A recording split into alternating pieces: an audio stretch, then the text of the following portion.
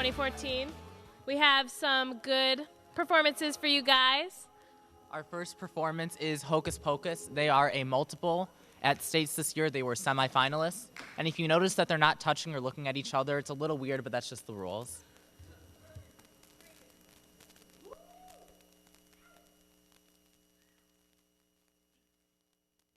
I put a spell on you, and now you're mine.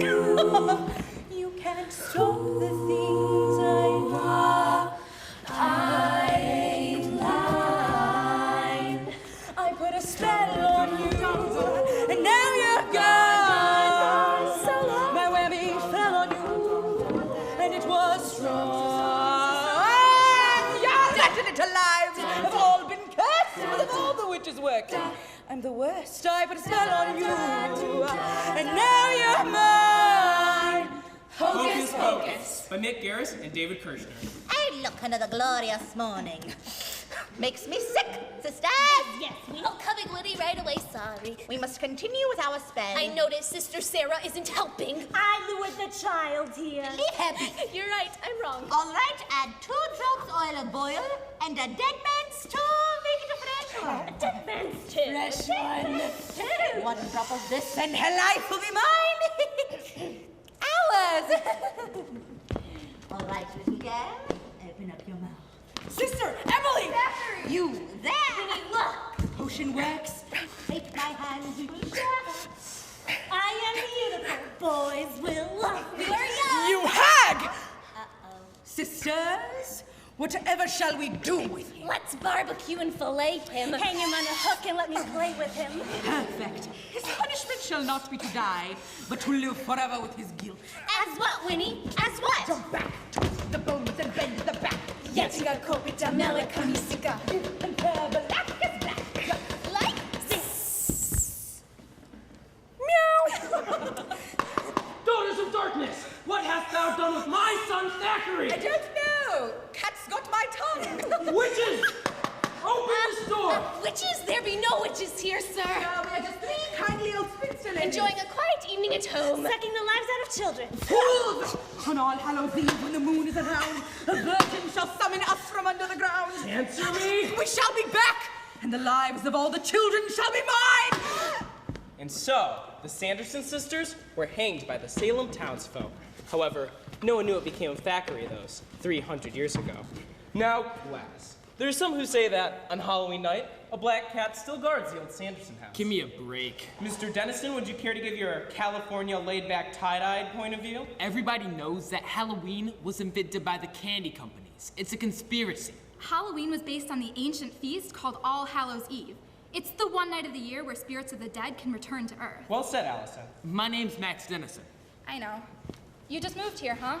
Must be a big change for you. Yeah, that's for sure. You don't like it here? I don't know. It's just all this Halloween stuff. You don't believe in it. The Sanderson sisters? No way. Not even on Halloween? Especially not on Halloween. Allison. Boo! Danny. Guess what? You're gonna take me trick-or-treating. Not this year, Danny. Oh, come on. It'll be like old times. Danny, the old days are dead. Well, Mom said you have to. She and Dad are going to a party. If you're old enough, go by yourself. No way, you're taking me. Can we go home now? Lighten up, Max. So, doing a little trick-or-treating. Stuff it, zit-face. Some bit of toll, kid. 10 chocolate bars, no licorice. Whoa, everyone pays the toll. Drop dead, moron. Why, you little... Hey, here, pig out. Come on, Danny, let's go. You should have punched him. He would have killed me. At least you would have died like a man. You just humiliated me in front of half the guys at school. So collect your candy and get out of my life. I want to go home. Now. Danny, I'm sorry. It's just, I hate this place. I miss all my friends. I want to go home. Well, this is your home now, so get used to it. Yeah. Give me one more chance. Why should I? Because I'm your big brother. Shh. Whoa. What was that? What? Something just flew across the moon. Where? Boom! Let's go, jerkface.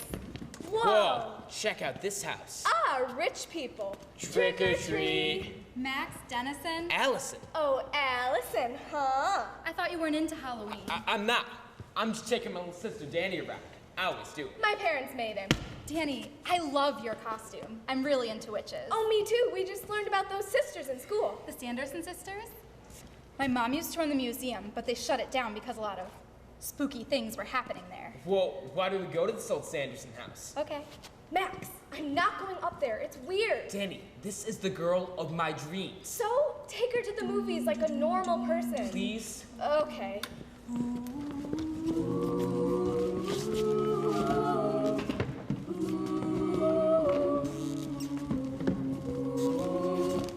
Legend has it the bones of 100 children are buried within these walls. There's a light switch around here somewhere. I found a lighter. Whoa! Winifred Sanderson's spellbook contains the recipes for her most powerful and evil spells. What's that? That's the black flame candle. Legend says it'll raise the spirits of the dead when lit by a virgin on Halloween night.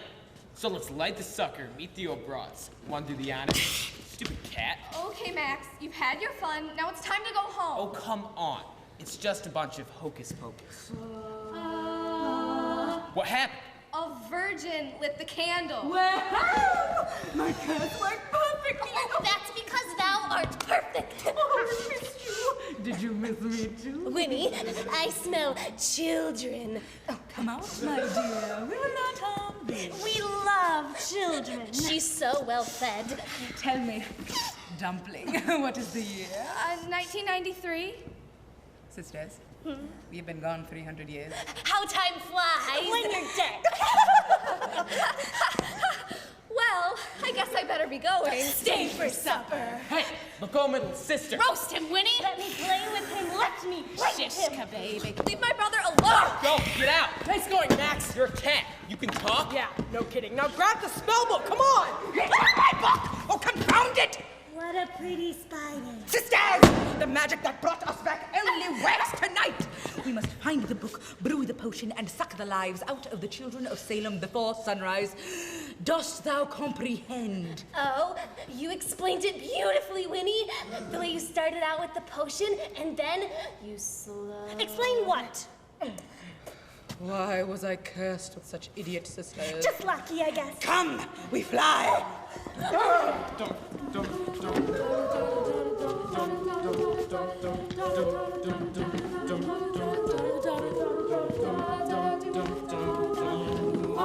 Whoa, this is a graveyard. It's hallowed ground. Witches can't set foot here. William Butcherson? Billy Butcherson was Winifred's lover, but she found him with her sister Sarah. So she poisoned him and sewed his mouth shut with a dull needle. You're Thackeray Binks, so the legends are true. Because of me, my little sister Emily's life was stolen. So for 300 years I guarded the house when I knew some airhead virgin might light that candle. Nice going, airhead virgin. Come on, guys. We're talking about 3 ancient hags versus the 20th century. How bad could it be? Bad! Stay out of there! It holds Winifred's most dangerous spell. She must not get it. Let's torch the sucker. It's protected by magic. Oh, it's just a bunch of hocus pocus.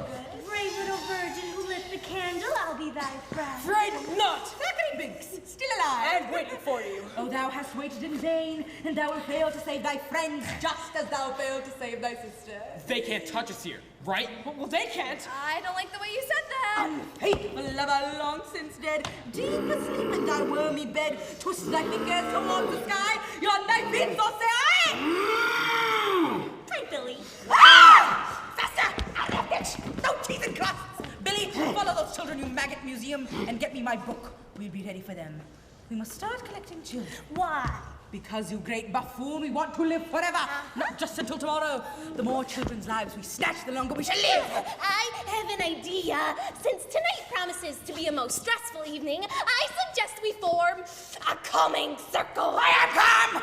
Sister, thou aren't being honest with thyself. Come on. Think soothing thoughts, black death. I smell children. What are those? What's that? Trick or treat. What? Bless you. Weirdos! Winnie, I smell children, but I don't see children. I've lost my powers. Yes. All Hallows Eve has become a night of frolic, where children wear costumes and run amok. Come on. Sisters! We haven't much time left. We shall have to make the potion for a minute. Remember, Winnie, remember. Will you two stop that? I need to concentrate. remember. I was here. You, Mary, you were here. Sarah, you were in the back, dancing idiotically. And the book said, oil of boil and a dead man's nose. A dead man's toe. She's trying to concentrate. What was it just thumbs? Thumb sounds like Thumbs. chungs. Chungs. There's no such thing as chungs. You're right. I am? I don't remember the ingredients. Book, come home. I'll make thyself known. I should go. My parents are gonna kill me. I wish you could stay. Poor Thackeray. Yeah, poor Thackeray. We owe him a lot. Yeah. Do you want to hit me with that help? All right. This is the end. Look, is there anything we could do to help him? The book? The witches used it to turn him into a cat. Maybe there's a way we could turn him back. No! I feel it. We are doomed. I feel the icy breath of death upon my neck. Mary, take me to the window. I wish to say goodbye. Goodbye! Bye-bye. Goodbye, cruel world. Bye-bye, cruel world. Goodbye to life. Bye-bye, life. I don't know. Thackeray told us not to open it. What harm could it do? Okay, just be careful. I will. Hold my hand. Nothing weird so far. Sisters, observe. They've opened the book. Just when our time was running out. Come, we fly.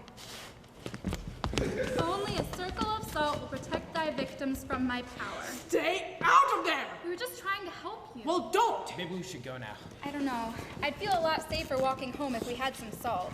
Salt. Well, what'd the book say? It said salt will protect from zombies, witches, and old boyfriends. And what about new boyfriends? Danny! Max, the book is gone. Danny, wake up! Trick or treat. Let me go. Looking for these? Come, sisters. The candle's magic is almost spent. A dawn approaches. Little children, I'll take Hey! Don't listen to her! Hey! You guys!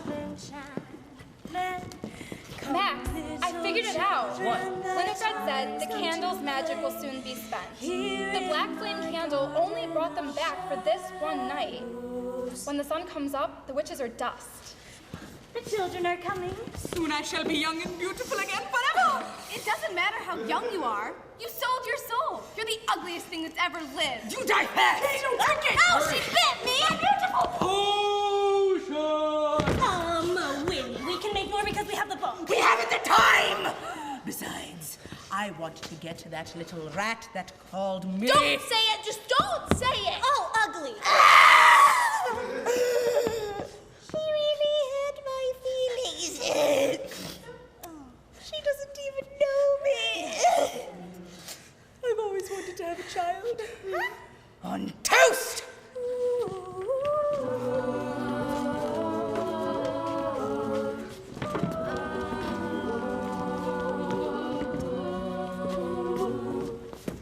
Go!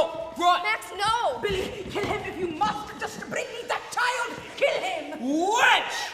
Trolla! Firefly from hell! I waited centuries to say that. Say what you want, just don't breathe on me. Prepare to meet thy doom. Go down! Oh, I've been, thank you. I found it quite lovely. Max! Bye-bye, big brother. There's a power greater than your magic, and that's knowledge. And there's one thing that I know that you don't. And what is that, dude? Daylight savings time. Daylight savings time? Sisters! Sisters! Winnie, goodbye! Bye-bye! Max! Max, are you okay? Yeah, I think so. I love you, jerkface. I love you too. But where's Thackeray? He's gone. But he can't die, remember? Danny, don't be sad for me. The witches are dead and my soul is finally free. Hey, Max. Thanks for lighting that candle. I'll always be with you. What took me so long, Thackeray? I'm sorry, Emily. I had to wait 300 years for a virgin to light a candle. I put a star, And now you're mine! Oh, it's just a bunch of hocus pocus.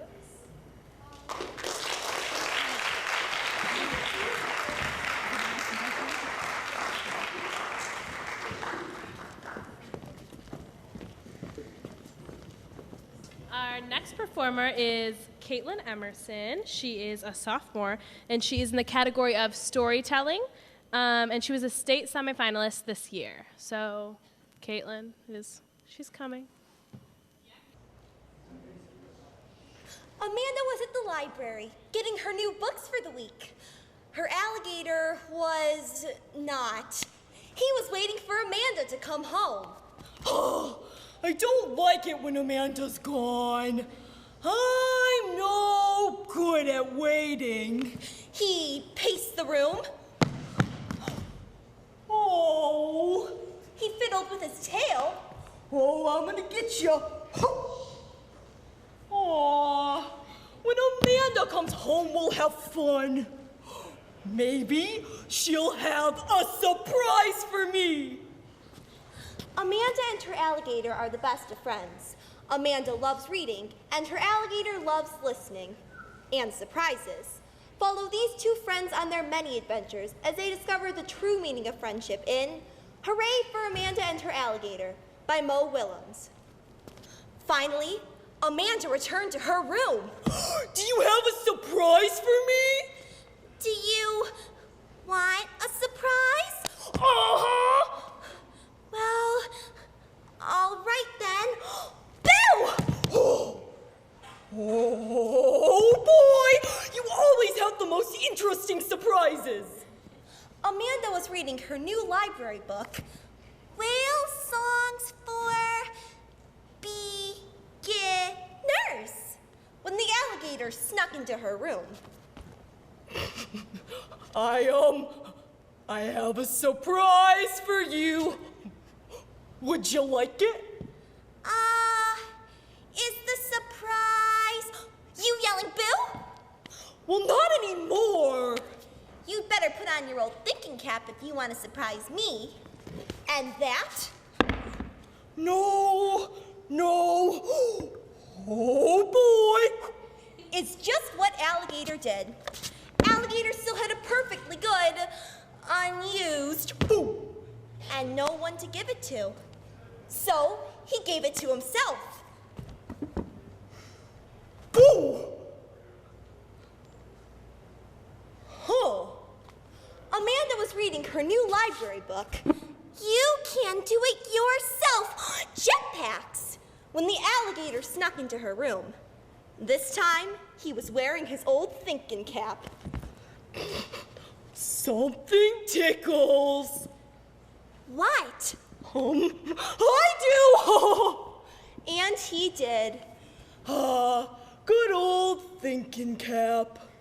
Amanda was reading her new library book, Climbing Things for Fun and Profit, when the alligator walked into her room.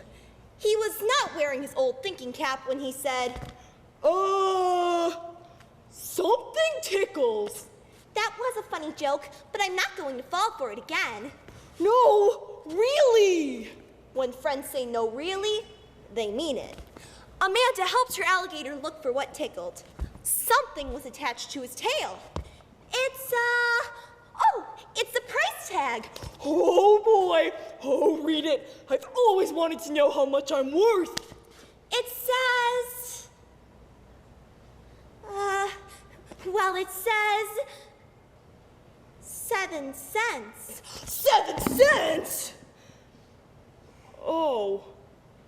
7 cents? Well, why am I only worth 7 cents? Amanda did not say anything. Tell the truth. You were in the sail bucket. I was in the sail bucket? Why was I in the sail bucket? Nobody wanted to buy you. Oh, I'm afraid to ask. But I must know why. No one wanted to buy you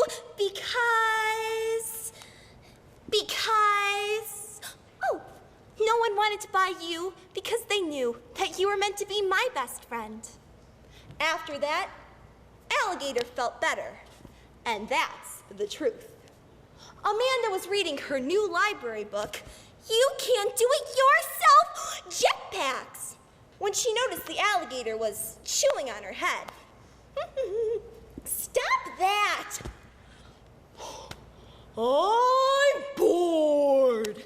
Well, I always say books beat boredom. So Alligator decided to give it a try. He went to the bookshelf. He looked at the books. And then he picked out a book.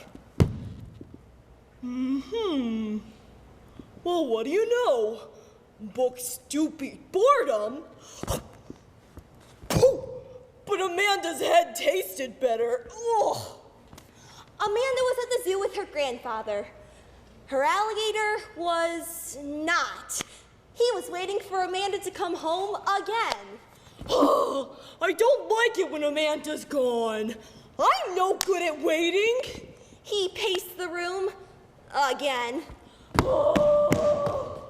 Oh, man. He fiddled with his tail again. Oh, I'm gonna get you this time. Oh, man. When Amanda comes home, we'll have fun. We'll dress up, we'll sing silly songs, we'll make discoveries. Maybe she'll have another surprise for me. Surprise!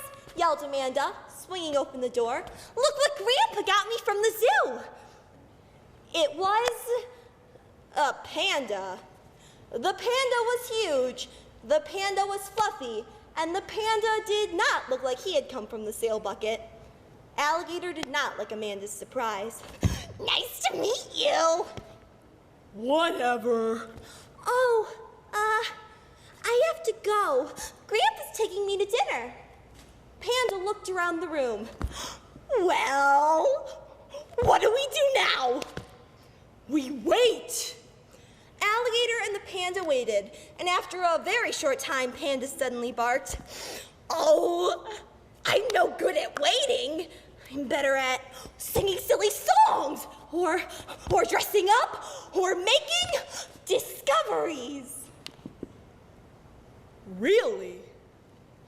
That evening, Alligator sang a silly song.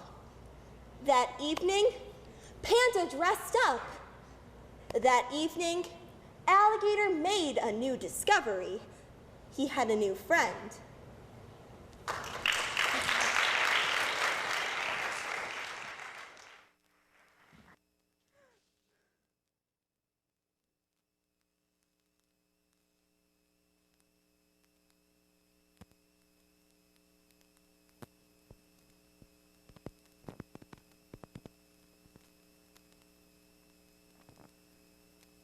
I see myself lying by the side of the road. Wait a minute, am I dead? Is this some kind of like weird transition thing before the bright light and flashing before my eyes take me to wherever I'm going to next? No, because the paramedics are here now, and so is the police and the fire department.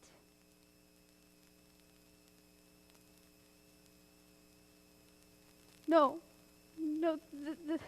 there's someone putting a sheet over my father's face, and oh my God, someone's zipping up my mom in a plastic bag. Her Glasgow comb is an 8. We have 10 minutes before she goes critical. If you speed like a demon, we can get there in 15. Hang in there, okay, kid? 17-year-old Mia has just been in a fatal car accident. Her mother, father, and little brother Teddy are all dead. As she struggles between this world and the next in an out-of-body experience, she must ask herself, what happens if I stay? By Gail Foreman.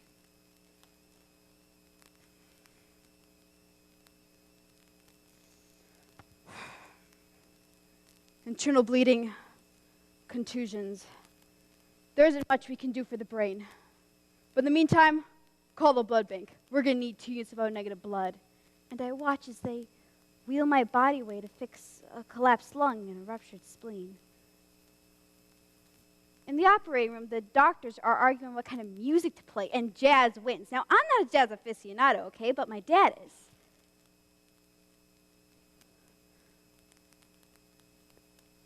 He loved it. I'm out of surgery now, and a doctor is talking to my grandparents. Do you have anyone you can call? Having her family around may help her to wake up. And I listen as my grandmother rattles off the names of aunts and uncles, or relatives I'm not even really close to, and there's one name she doesn't say. Adam. He's the one I really want to see. I just wish I could see him. Wait, what do you mean I can't go in? I'm sorry, young man, but at this time, visitations are restricted to immediate family only. Look, lady, this is bullshit. My girlfriend, Mia, do I need to call security? And I watch as Adam disappears down the hallway.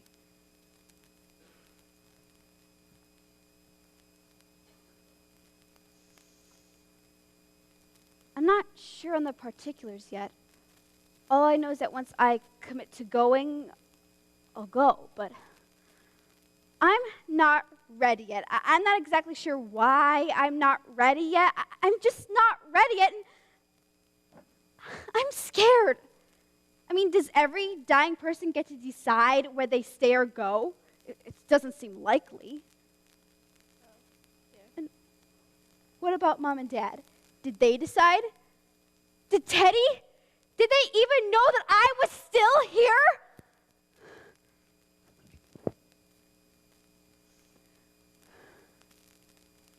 Even if Teddy did know that I was still here, I wouldn't blame him for wanting to go with Mom and Dad.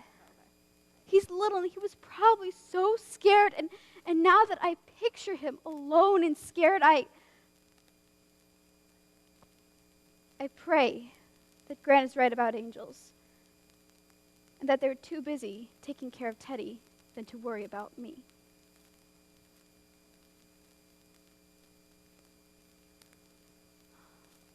It's finally morning. I'm so tired now. A part of me wonders why I'm delaying the inevitable. But I know why. I'm waiting for Adam to come back.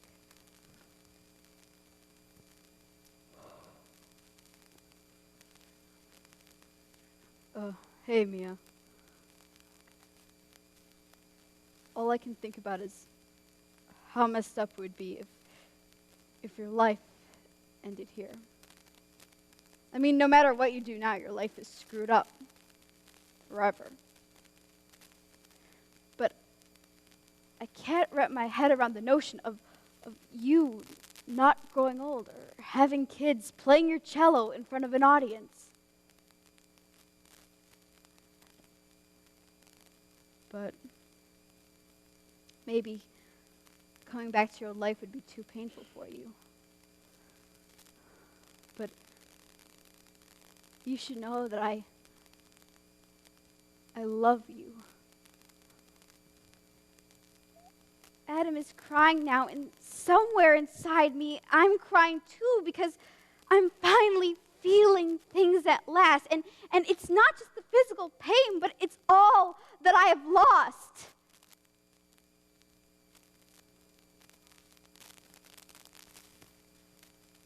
But I also feel all that I still have in my life, which includes the great unknown that life still may bring me. And all of this is just way too much, and I'm just so weak, and I am so tired. Just why can't someone else decide this for me?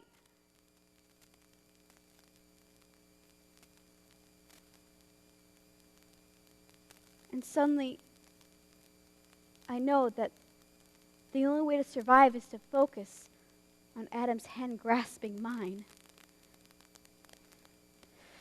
So I summon up all the love I've ever felt, all the strength that Gran, Gramps, and the nurses have given me, all the breath that Mom, Dad, and Teddy would fill me with if they could, and I focus it all like a laser beam into the fingers of my right hand.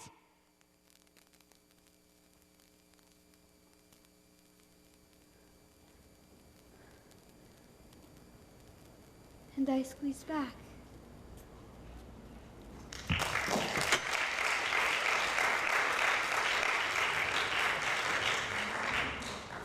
All right, our next performer is Caitlin Eisenstadt.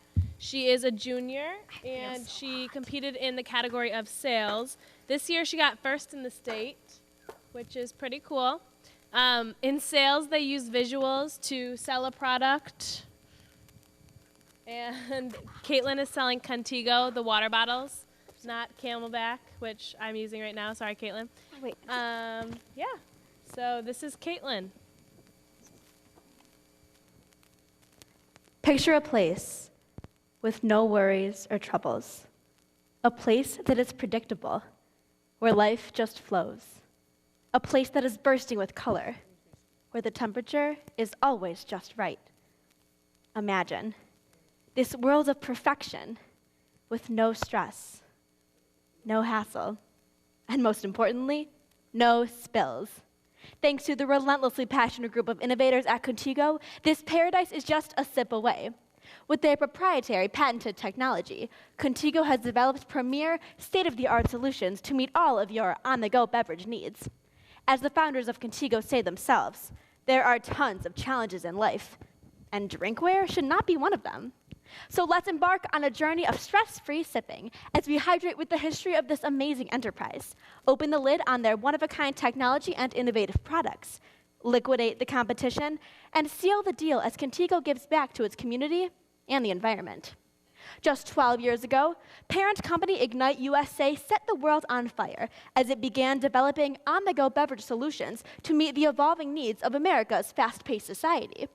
Marketing their products under the Contigo name, the company now dominates two of the most popular segments of the beverageware industry: reusable hydration containers and reusable thermal containers.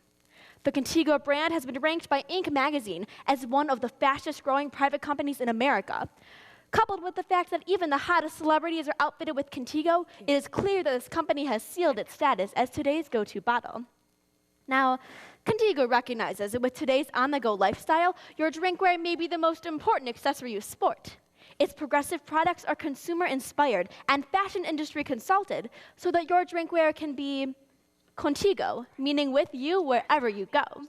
So, how did this fashion-forward company revolutionize the drinkware world? By launching 3 one-of-a-kind technological advancements. The first stop to locking in Contigo as the #1 selling travel mug in America was the auto-seal technology.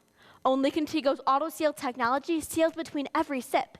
Just a single press, sip, release, and your car, office, and shirt will be safe from spills. The journey continued with the introduction of the auto-spout technology. Just one touch and a protected pop-up spout emerges, allowing for easy, germ-free hydration. So whether you're a multitasking mom, an exuberant executive, or a tech-savvy teen, the auto-spout technology is the perfect way to simplify your overflowing routine. And as if these innovations weren't already shaking up the drinkware world, Contigo recently released their auto-close technology with the Shake and Go tumbler, allowing consumers to add their favorite mix-ins without spills, clumps, or messes. By simply removing the straw, the auto-close technology seals the lid, allowing for spill-proof shaking. Contigo incorporates these proprietary technologies into 3 distinct product lines, which collectively offer over 24 styles with endless color and size combinations. Overwhelmed? Don't be. Contigo's interactive website will find the perfect product for you. The Help Me Choose feature narrows down products based on your personal drinking habits. First, select either a mug or a water bottle. Next, choose the main use for your bottle. And finally, select either plastic or stainless steel material. For example, if you're someone who's looking for a water bottle to accompany you in the car that is made of plastic, one bottle you might enjoy is the Waveland. Like other Contigo products, the Waveland is insulated to keep drinks cold even in the hottest conditions. Its sleek design reduces outside sweating, so don't worry about a slippery grip or catastrophic condensation. For a steamier selection, you may enjoy a thermal mug that will function perfectly at work or in class. Made of stainless steel, the Randolph may be the mug for you. The Randolph fits in most single brew coffee makers as well as standard car cup holders, and its comfort grip handle is designed for both right and left-handed users. On our path to paradise, let's not forget to visit a parent's true utopia, Contigo's Kids line. Designed for kids who are too old for sippy cups, but not too old for spills. These products are perfectly shaped and sized for little hands, lunchboxes, or backpacks. The Contigo technology makes filling up fun and allows active kids and their parents to lead spill-free lives. Once you have found the perfect product for you, order it directly from gocontigo.com or visit one of many national retailers, including Target, Costco, Kroger, or Bed Bath & Beyond. When it comes to competition, Contigo has locked its place at the top of the drinkware world. In the thermal container market, Contigo can clearly take the heat. When comparing Contigo's popular West Loop mug to competitor Stanley Company's SS Pack mug, both products feature a locking lid. However, only Contigo includes the one-of-a-kind auto-seal technology. Forget to lock Stanley's lid just once, and your belongings are in serious danger. Contigo's thermal mug will keep your beloved beverage hot for up to 4 hours of steamy satisfaction, over twice as long as Stanley's mere 1.5 hours, all for just 99 cents more. Contigo clearly leaves Stanley lukewarm at best. On the cold front, Contigo's hydration containers will leave their competitors shivering. While Contigo's Addison bottle and competitor Camelback's Eddy both feature a sipping straw, Camelback leaves the mouthpiece unprotected and exposed to harmful germs. On the other hand, Contigo features the AutoSpouts technology, which includes a protective straw covering. And while both products use safe, BPA-free plastic, Contigo uses Triton, a durable, eco-friendly material that won't stain or retain odor. If you think these advancements will freeze your wallet, think again. The Addison is pleasantly priced at $12.99, $2 less than Camelback's Eddy at $15. When it comes to competition, Contigo doesn't break a sweat. The Contigo journey would not be complete without the many important events and organizations that its family of companies supports, as well as their contributions to making a greener environment. One of Contigo's many charitable actions includes providing water bottles at the Color Me Rad race, a fun-filled race that bombards runners with a tsunami of color and promotes fitness and well-being. Contigo also donates their water bottles to the Wounded Warrior Project, a nonprofit organization that honors and empowers wounded veterans. Contigo's mission, to provide reusable beverageware, also has a huge impact on the environment. Studies show that in this country alone, we consume 1,500 plastic water bottles each second. Just imagine how much waste you could reduce by purchasing one Contigo water bottle. Additionally, the average coffee drinker consumes 3.1 cups of coffee each day. For someone who only uses disposable cups, either from a coffee shop or when brewing at home, purchasing one Contigo mug could save them from wasting 1,132 disposable cups each year. Contigo has clearly revolutionized the liquid intake experience and is the #1 solution for all of your on-the-go beverage needs. So, now it's time to personalize your paradise. Find that temperature that's just right for you. Allow your life to flow as effortlessly as your favorite beverage, and join the journey of spill-free sipping. Let hassle-free hydration go Contigo wherever you go.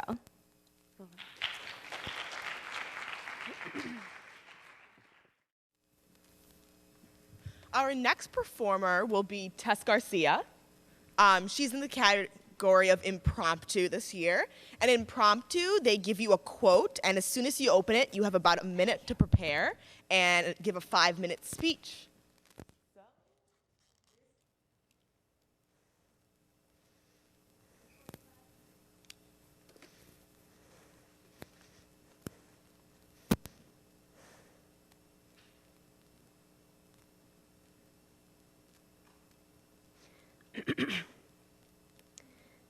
When I was 6 years old, I convinced my mom to let me buy a rainbow art set. I'd seen it on TV the day before, and it looked foolproof. It created rainbows that were a better shape and size than anything I could ever create by hand. But when I got this in the mail, I figured out that all it made was plain brown arches. And this was the first time that I experienced the true power of advertising, which segues into today's quotation by Marshall McLuhan. Advertising is the greatest art form of the 20th century.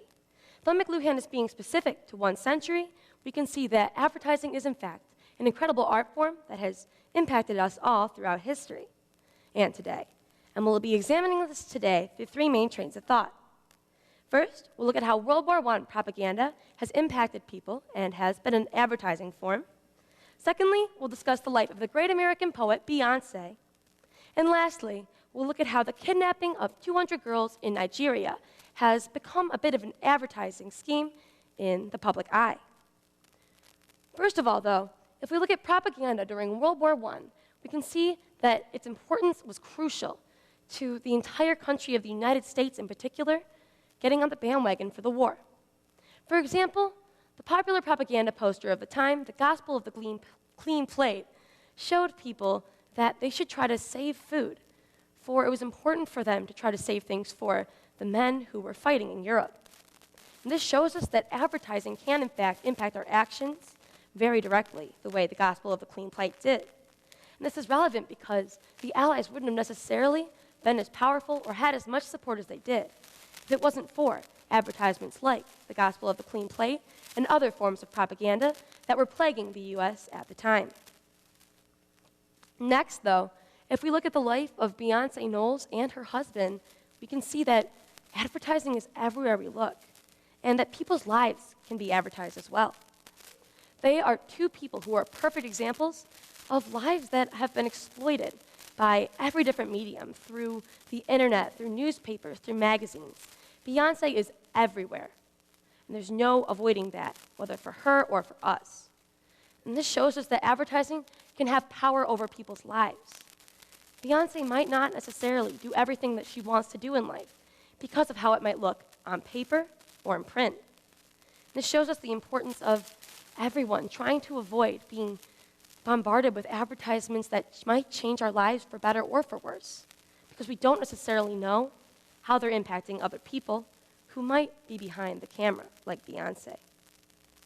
And lastly, if we look at the kidnapping of over 200 girls in Nigeria from their school, we can see that this quote is indeed true throughout the world. These girls were kidnapped from their schools and taken by armed officials who felt that women should not be educated. Though this might seem incredibly unjust, these men felt they were doing their duties correctly and were simply ordered to do so. This has created an uprising throughout the world and has even started a hashtag on Twitter called Bring Back Our Girls that has become trending worldwide for the last week. This shows us that something like a Nigerian kidnapping that happens across the world can create advertising, in a sense, can become public internationally, even though it might have happened someplace small. This shows us that it's an art form, in fact, for something to spread so fast as to get across the globe to people in Bloomfield Hills, Michigan, from Nigeria, when it happened just 2 weeks ago. If we look back on today's quotation by Marshall McLuhan, advertising is the greatest art form of the 20th century. We can see that this is indeed true, but that it is true for all time periods. Throughout the 20th century, throughout times before that, and as well as today, advertising has been crucial to the development and to the fall of our society. We discussed this through three main trains of thought. First, we looked at how World War I propaganda, the Gospel of the Clean Plate in particular, impacted people's actions. Secondly, we looked at the life of Beyonce Knowles and her husband and how they've been forms of advertisements in themselves.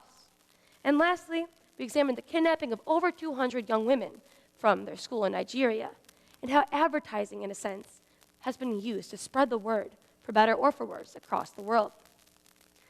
So I know that my rainbow art set wasn't necessarily the last time that advertising got the best of me, but at least now I know that it's a powerful tool, and it is, in fact, an art.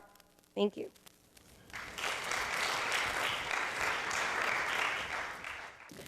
Our next performer will be Marian Phillips. She is a junior, and she performed this year in poetry, where she was a state semifinalist. Woo! When I was a little girl, I asked my mother, What will I be? Will I be pretty? The pretty question infects from conception, passing blood and breath into cells. The words hang from our mother's hearts in a shrill, fluorescent floodlight of worry. Will I be wanted? Worthy? Pretty? Mothers have a lot to do with the way we view the world, as a dark place where we aren't pretty enough, or as a light place where life is what you make it. We explore both sides of this coin in the poems Pretty by Katie Mackay and B by Sarah Kay. But puberty left me with this funhouse mirror diarad, teeth set at science fiction angles face, donkey long crooked nose, and pox marks, where the hormones went finger painting. My poor mother, how could this happen? You'll have porcelain skin as soon as we can see a dermatologist. You sucked your thumb, that's why your teeth look like that.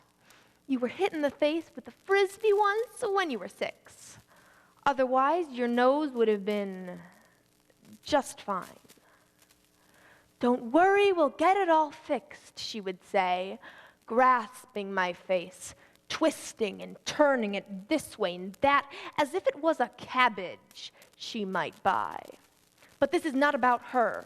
Not her fault. She too was raised to believe that the most important asset she could bestow upon her awkward little girl was a marketable facade. By 16, I was pickled with ointments, medications, peroxides, teeth corralled into steel prongs, laying in a hospital bed, face packed with gauze, cushioning the new nose the surgeon had carved, belly gorged on 2 pints of my own blood I had swallowed under anesthesia, and every convulsive twist of my gut screaming at me from the inside out, what did you let them do to you?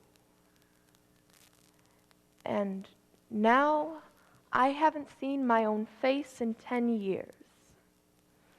I haven't seen my own face in 10 years, but this is not about me.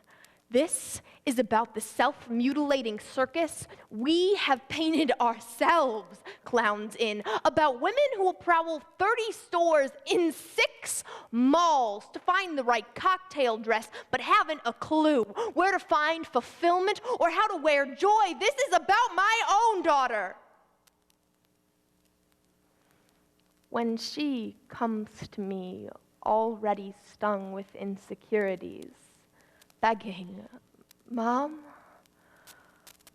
will I be pretty? I'll wipe that question from her mouth like cheap lipstick and answer no. The word pretty is unworthy of everything. You will be pretty, intelligent, pretty creative, pretty amazing. But you will never be merely pretty. If I should have a daughter, instead of Mom, she's gonna call me Point B, so that no matter what happens, she knows she can always find her way back to me. And I am going to paint the solar systems on the backs of her hands, so she has to learn the entire universe before she can say, oh, I know that like the back of my hand. And she's gonna learn that life will hit you hard in the face. Wait for you to get back up, only so that it can kick you in the stomach. But that getting the wind knocked out of you is the only way to remind your lungs how much they love the taste of air. And baby, I'll tell her, don't keep your nose up in the air like that. I know that trick. I've done it 1,000 times. You're just smelling for smoke, so you can follow it back to the burning house, find the boy who lost everything in the fire, and see if you can save him. Or find the boy who lit the fire in the first place and see if you can change him. But I know she will. So, instead, I'll always keep an extra supply of chocolate and rain boots nearby, because there's no heartbreak chocolate can't fix. Okay, maybe there are a few heartbreaks chocolate can't fix. But that's what the rain boots are for, because the rain will wash away everything if you let it. There'll be days like this, when you open your hands to catch the wind and end up with only blisters and bruises, when you step out of the phone booth and try to fly and find the very people you want to save are the ones standing on your cape. And those are the days you'll have all the more reason to say, thank you. Because that's what my mom taught me. You will put the win in win some, lose some. You will put the star in starting over and over and over. And no matter how many landmines erupt in a minute, make sure your mind lands on the beauty of this funny place called life. And yes, on a scale from 1 to over-trusting, I am pretty damn naive, but I want her to know that this world is made of sugar. It can crumble so easily, but don't be afraid to stick out your tongue and taste it. And baby, I'll tell her, remember you are the girl with small hands and big eyes who never stops asking for more. Remember, good things come in threes. And so do bad things. And always apologize when you've done something wrong, but don't you ever apologize for the way your eyes refuse to stop shining. Your voice is small, but don't ever stop singing. And when they finally hand you heartache, slip war and hatred under your door, you tell them that they really ought to meet your mother.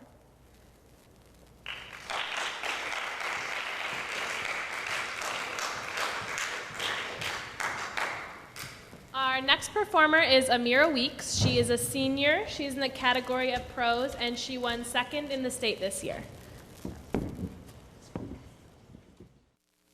I was about 15 when I got my first gig.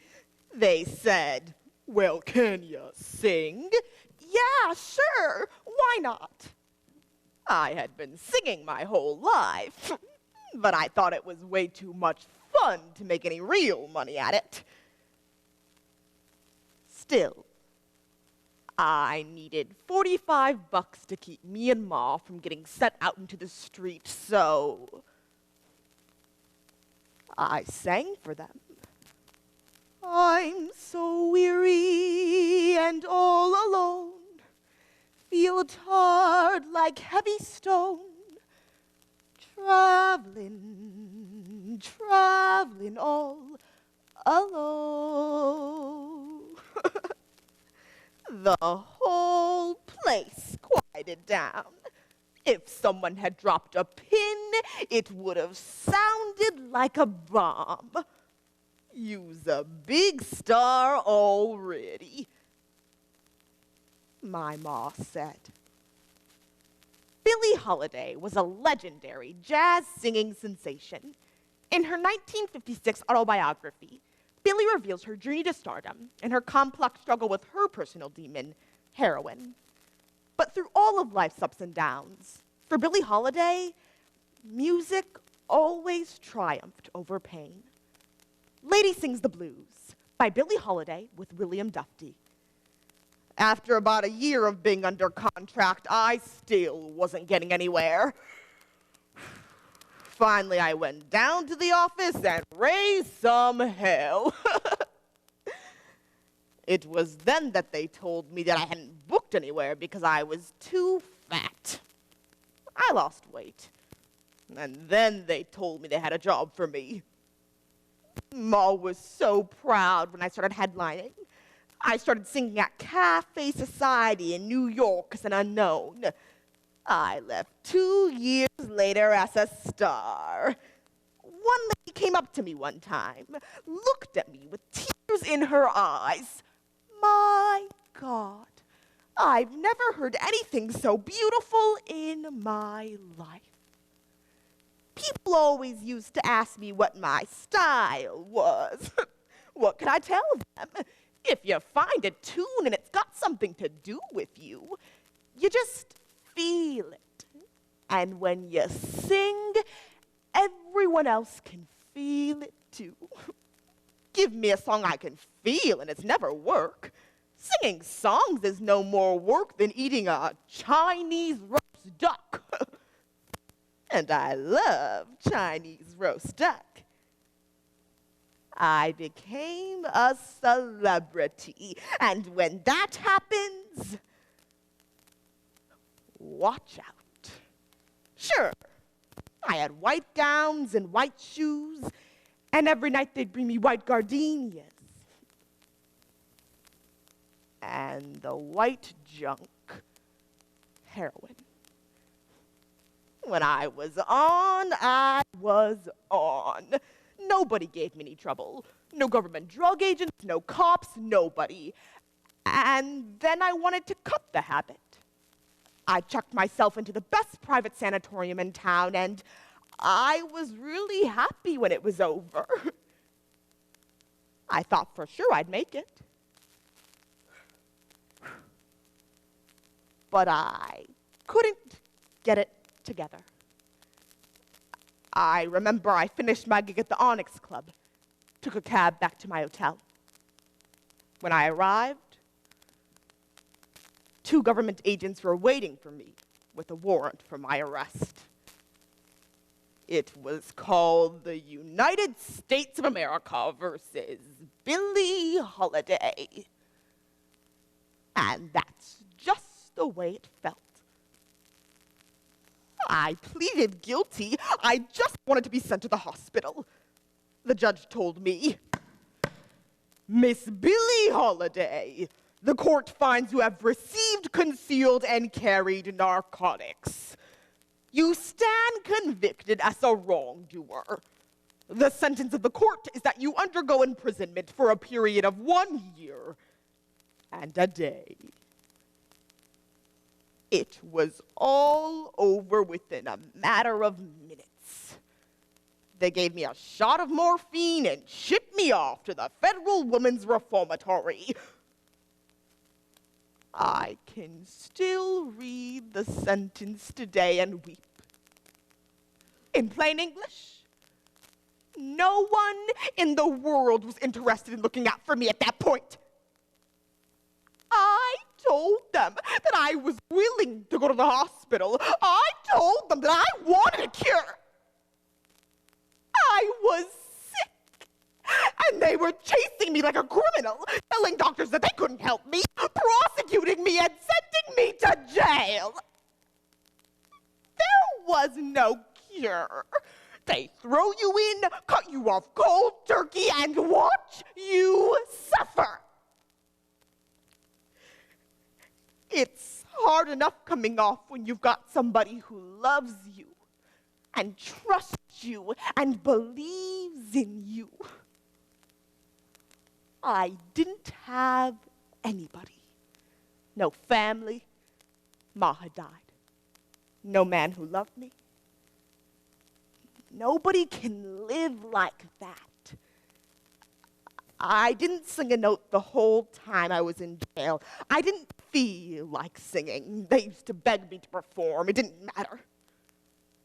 The heart of my singing is feeling. The whole time I was in there, I didn't feel a thing. When I finally got out, I was scared to death to sing my first concert. I hadn't opened my mouth to sing for months, and I didn't know what would come out when I did. I'm so weary and all alone. I'll never forget the first note, or the second, or especially the third one. I hit it, and I held it, and it sounded better than ever. It felt like home. Since then, I've had my trouble with heroin for 15 years, but I don't want to hide anything. People always tell me that nobody quite sings the word hunger like I do, or the word love. Everything I am goes back to that hunger and love. You've got to have something to eat and a little love in your life. Traveling all alone.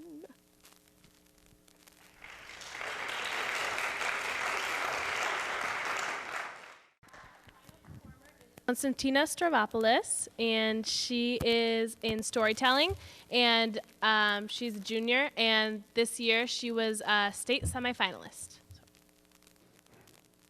Long, long ago, in a land far, far away, but much closer than you may think, there lived a king whose priorities were all mixed up. The king's name was discombobulated, a name that took too much time to say, so everybody called him King Bob. He had some strange ideas like, clothes make the man, or you could lead a horse to water, but if you dress him up real nice, you can take him anywhere. And because he was king, no one ever said a word. It's a centuries-old tale, The Emperor's New Clothes, yet its message remains poignant to this day. The importance of individual thought, the dangers of pride, and the power of honesty are all lessons that everyone should make a priority. King Bob's New Clothes by Dom DeLuise. The king loved clothes, especially fancy new clothes. Oh, how he loved to show them off to everybody. You would think that a king would have something better to do. Now, there lived on a farm just outside of town a good little honest boy named Junior. Honest John Jr. His mother and father told him to work hard, keep love in your heart, and always tell the truth. Every Sunday, the royal subjects would line the streets and wave and cheer as King Bob would show off his brand new fancy clothes. The king would prance down the streets under his canopy. Oh, how foolish our king is, thought many of the royal subjects, but none of them said a word. One day, 2 donkeys clip-clopped their way into town. On the donkeys rode 2 out-of-work tailors, Wear and Tear. They were possibly 2 of the most dishonest brothers in the whole entire world. They are what we call con men. That means they like to pretend. They'd pretend to be kind, but they were not. They were so two-faced that if you looked close enough, you could see 4 faces. They did have the gift of gab, so when the townspeople told Wear and Tear all about the king, they went to the castle to go see him. Your Majesty, we can weave a magical cloth made with gold and silver threads, laced with diamonds, rubies, and emeralds. Yeah, Europe, this magical cloth is all the rage. Very chic, very posh, very you. But only the pure of heart can see this magical cloth. See, I told you they like to pretend. Can you imagine anybody believing in such a thing? Gold, silver, diamonds, rubies, emeralds. That's for me. And since I must be pure of heart, I'm sure to see this magical cloth. The king was so thrilled that he immediately ordered a new royal outfit to be made of this magical cloth. The tailors were paid a great deal of money and then began their weaving. They took the gold, the silver, the diamonds, the rubies, and the emeralds and hid them in their trunk. They kept reminding everybody that only the pure of heart would be able to see this magical cloth. And since nobody wanted to be impure of heart, they all pretended to see the cloth, even the king. One day the tailors announced the magical royal robes are ready. That Sunday, everybody in the kingdom came to see King Bob's new clothes. Honest John Jr. was there, of course. He sat high on his horse so he could see above the crowd. Look, there's the king! Long live the king! Long live the king! Long live the king! Long live the... Oh! Everybody was stunned. Frozen. Nobody said a word. Shh.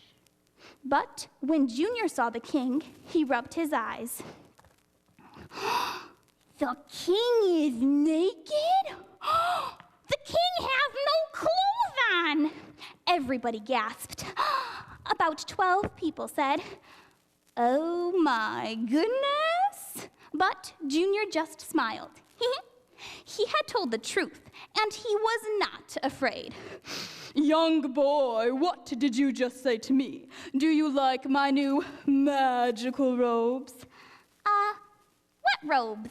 Here, your majesty, please take my horse's blanket. It will keep you nice and warm. And because Junior liked the king so much, he took his horse's straw hat, formed it into a crown, and placed it on the king's cold head. You mean to tell me that it took the innocence of this honest boy to show me how foolish I was, pretending to see this magical cloth? Did any of you see the magical cloth? No. And you all knew it? You all went along with it? Uh-huh. And I was naked the entire time? Uh-huh. I thought I felt a draft.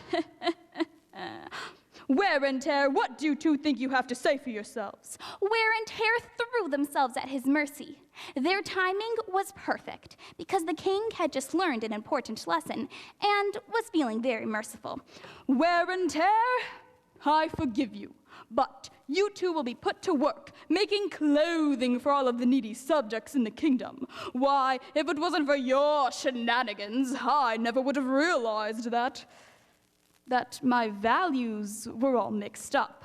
So my kingdom was all mixed up. I now know that it is not the clothes on a person's back that's what's important. What's important is the feeling of love in one's heart. And that will be my highest priority from this day forth.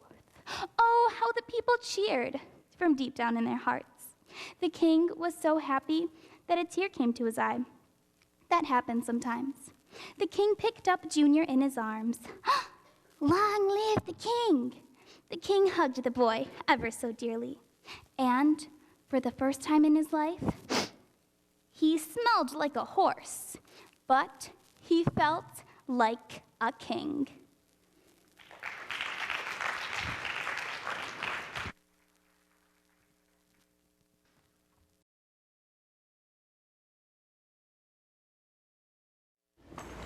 I was married, and my husband and I broke up. Of course, I was sad, but the one thing that really made me excited was to live alone again. I bought myself a little bungalow in Hollywood, and I developed this elaborate fantasy for my Shangri-La. I believed I would give a lot of petite soirees and gourmet dinner parties. I figured I'd live there for the next 60 years, and my neighbors would say, "There lives Julia Sweeney. We've never known anyone who was happier. How we envy her existence." And that's when God said, "Ha! Julia Sweeney, a performer on SNL who is known for her comedy, goes through a really tough year and deals with it through her humor. This monologue follows a year that teaches Julia a lot about herself and her family. God Said Ha by Julia Sweeney. My brother Michael was diagnosed with lymphoma, and by the time he was diagnosed, he was in stage 4. There only are 4 stages. Stage 5 is death. I immediately brought him into my home and started taking care of him. My parents packed up, drove down, and moved in. And for the next 9 months, there we all were in my perfect little house, made for one.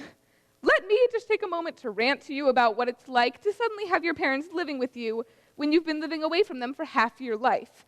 My parents are either a source of comedy or a reason to go into therapy. For example, my mother has this storytelling technique where she'll drop a piece of intriguing, unrelated information into a story and then go on and act as if it's irrelevant. She'll say, I had to go to the grocery store to pick up the ingredients for potato salad. And I had a hard time getting out of the driveway because there was a man lying there. Anyway, I couldn't remember if he wanted the Idaho potatoes. Wait, Mom, there was a man lying in my driveway? Oh, yeah. Over the course of the 9 months that my parents stayed with me, things started to slowly change around the house. For example, the food. If I used a word like pasta, it was as if I was throwing my big city ways right in their faces. If I used a phrase like marinara sauce, it really blew their minds. So I was reduced to saying things like, how about the noodles with the red topping? And, you know, with Mike sick, there was a lot to do. Nearly every day, someone was escorting him to the UCLA Cancer Center. Mike's condition was like a pendulum. Some nights, he'd be so sick that he'd have to stay at the hospital, but most of the time, he stayed with me. Mike had this wonderfully dark sense of humor, even in the most awful of times. One day, his doctor said, Mike, we've decided to give you a shunt. It's a plastic opening, so we could put the chemo directly into your cranial fluid. And Mike said, listen, Doc, you may as well just give me a lobotomy at the same time. Well, Mike, my patients who have shunts love them. They do? Then by all means, give me a shunt. And every time the doctor would go into the examination room, Mike said, I'm not doing too well, but I love my shunt. This one day, I was feeling really stressed out and I needed a release. I decided to buy a new book. So I'm wandering around Book Soup in West Hollywood. And then I thought, where is the book, What Happens When Your Brother Gets Cancer and Your Entire Family Moves In With You? And at this moment, this guy says to me, Julia Sweeney, do you remember me? It's Marshall. And of course, I don't remember who Marshall is, so I did what I always do in that situation, overcompensate. Marshall, wow! It's great to see you, Marshall. How's Steve? You know, you two are the cutest couple. Oh, Steve's doing well. We got a divorce. Oh. How's Mike? That Mike Sweeney is so funny. Mike's taking time off because he has cancer. Well, nice seeing you, Marshall. Life had become surreal. One day when Mike was getting chemo, just to make conversation with a nurse, I asked, so, do you know of any gynecologist in town? And she said she knew this wonderful gynecologist. I decided to make an appointment. I was examined, and a week later I got a call from my doctor, and he said, Julia, we got the test results back, and I'm sorry, but it appears you have cancer. What? Yes, you have cervical cancer, and it's spread to your uterus and your fallopian tubes. I recommend that you get a hysterectomy very soon. This is impossible, you know, my brother has cancer. So we already have the person in our family who has cancer. This is horrible timing. I mean, couldn't it wait? Obviously, it couldn't. I told my family, and of course, they were devastated. Although Mike said, I bet it was hard for you with me in the cancer spotlight. You just got a little sympathy cancer. One night, Mike started throwing up, and it didn't stop. We went to the emergency room, but he was really dehydrated. Pretty soon, his organs started to go, one by one. We stopped praying for Mike to get better and started to pray for an end to his suffering. A few hours later, Mike died. Some mornings, the minute I'd wake up, I'd forget everything had happened. I'd forget that Mike had died. And then something would remind me. And there was nothing I could do but accept the surreal nightmare that life had become. So there I was, having to lose my reproductive organs. I had always wanted to have a kid, but now that seemed impossible. I guess I thought of my reproductive organs as this shiny new bike I had in the garage that I was totally going to ride someday. But I never had, and now someone was stealing my bike. My radiation finally came to an end, and I started to let life be normal again. Eventually, my parents packed up and drove away, so I finally have my perfect little house all to myself. And you know, I really, really love it. But sometimes I wonder, why does it feel so empty?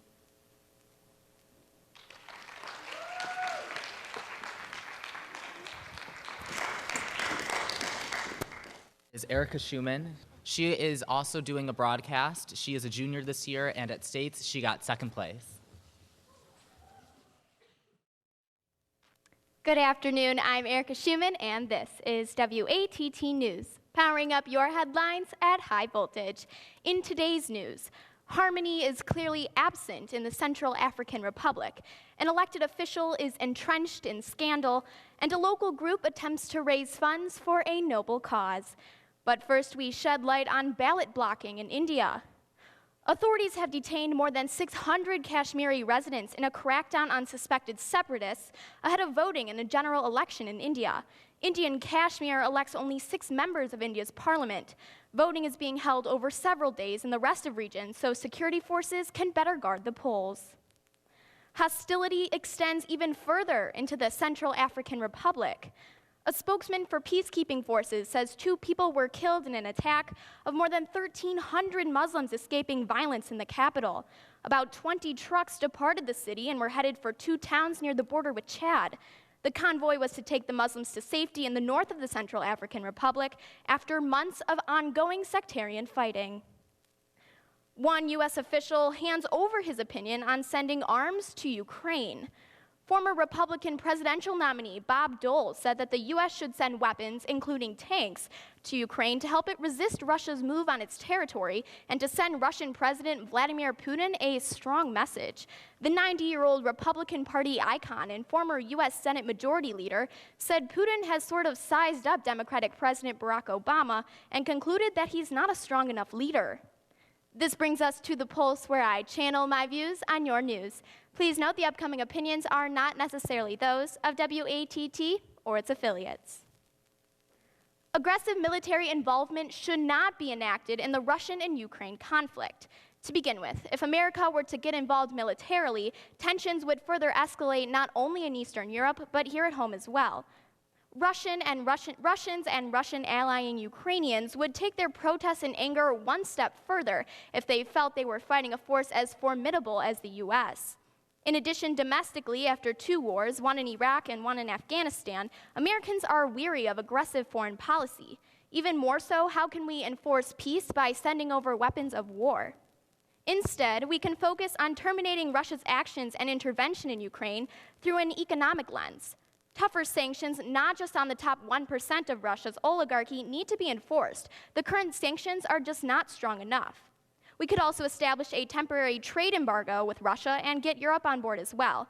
This could drastically damage Russia's growing oil sector. However, no solution can be found until we come up with a peaceful solution to the issue at hand. This concludes the pulse, surging into your national news. The Supreme Court refuses to impose a war on words. The Supreme Court appears to be highly skeptical of laws that try to police false statements during political campaigns, raising doubts about the viability of such laws in more than 15 states across the country.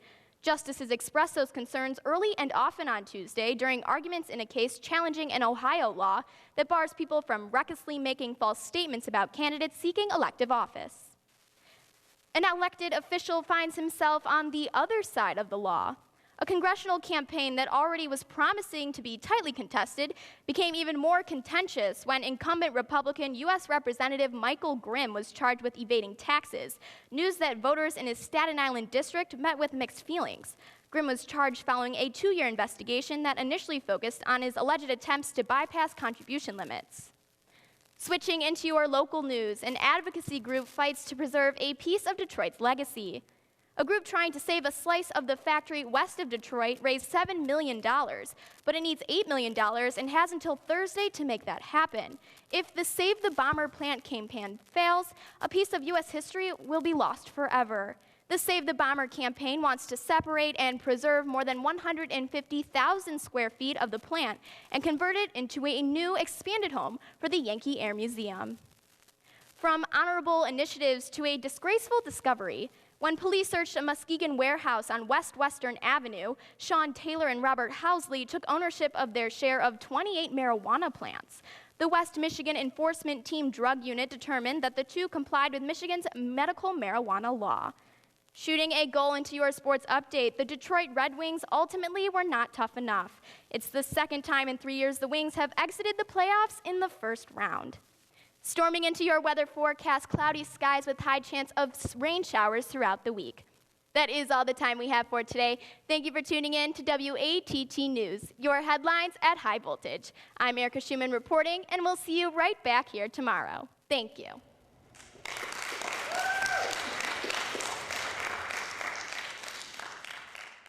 There's Hannah Ellis. She's a team captain, and this year at States, she got second place.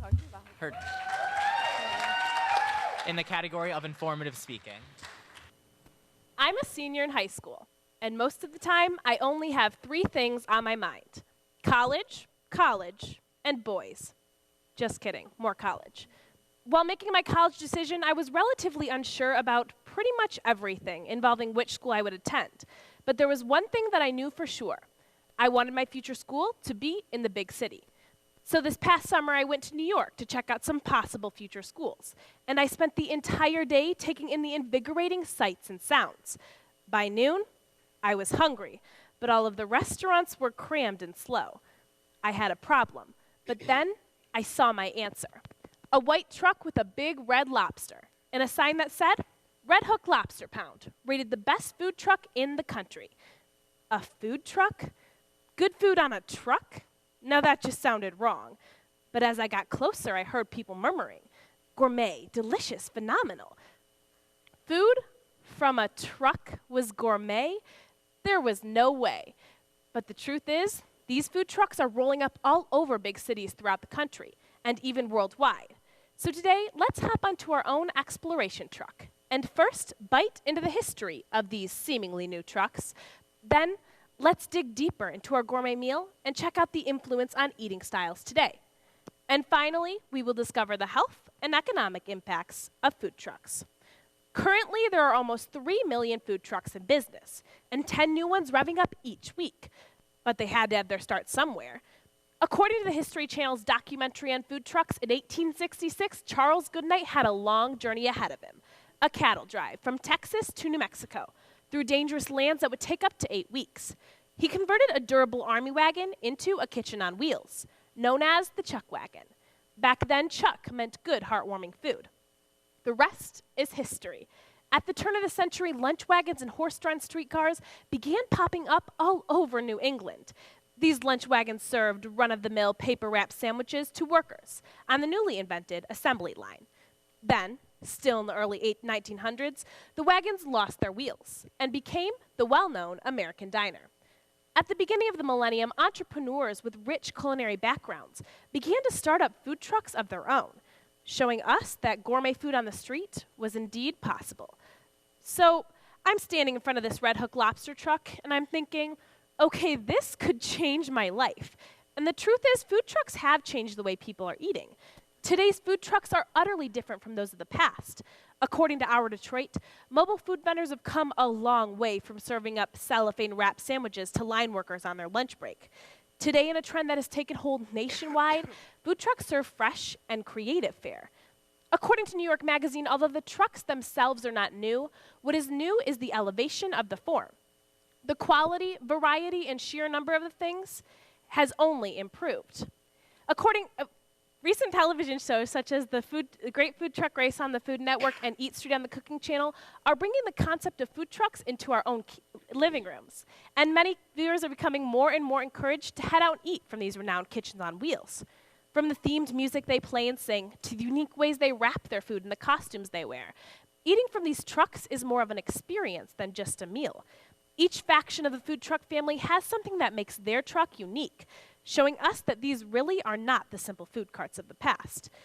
Of course, food trucks are showing up all over America's biggest cities, but did you know they are also showing up in our own backyards? It's true. There are a plethora of local food trucks. An article recently published on MLive explains plans for a new outdoor food courtyard called Eat the Hub on South University Avenue in Ann Arbor, Michigan.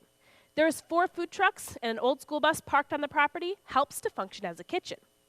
Of course, food trucks are showing up all over America's biggest cities, but did you know they're also showing up in our own backyards? Wait, okay, sorry.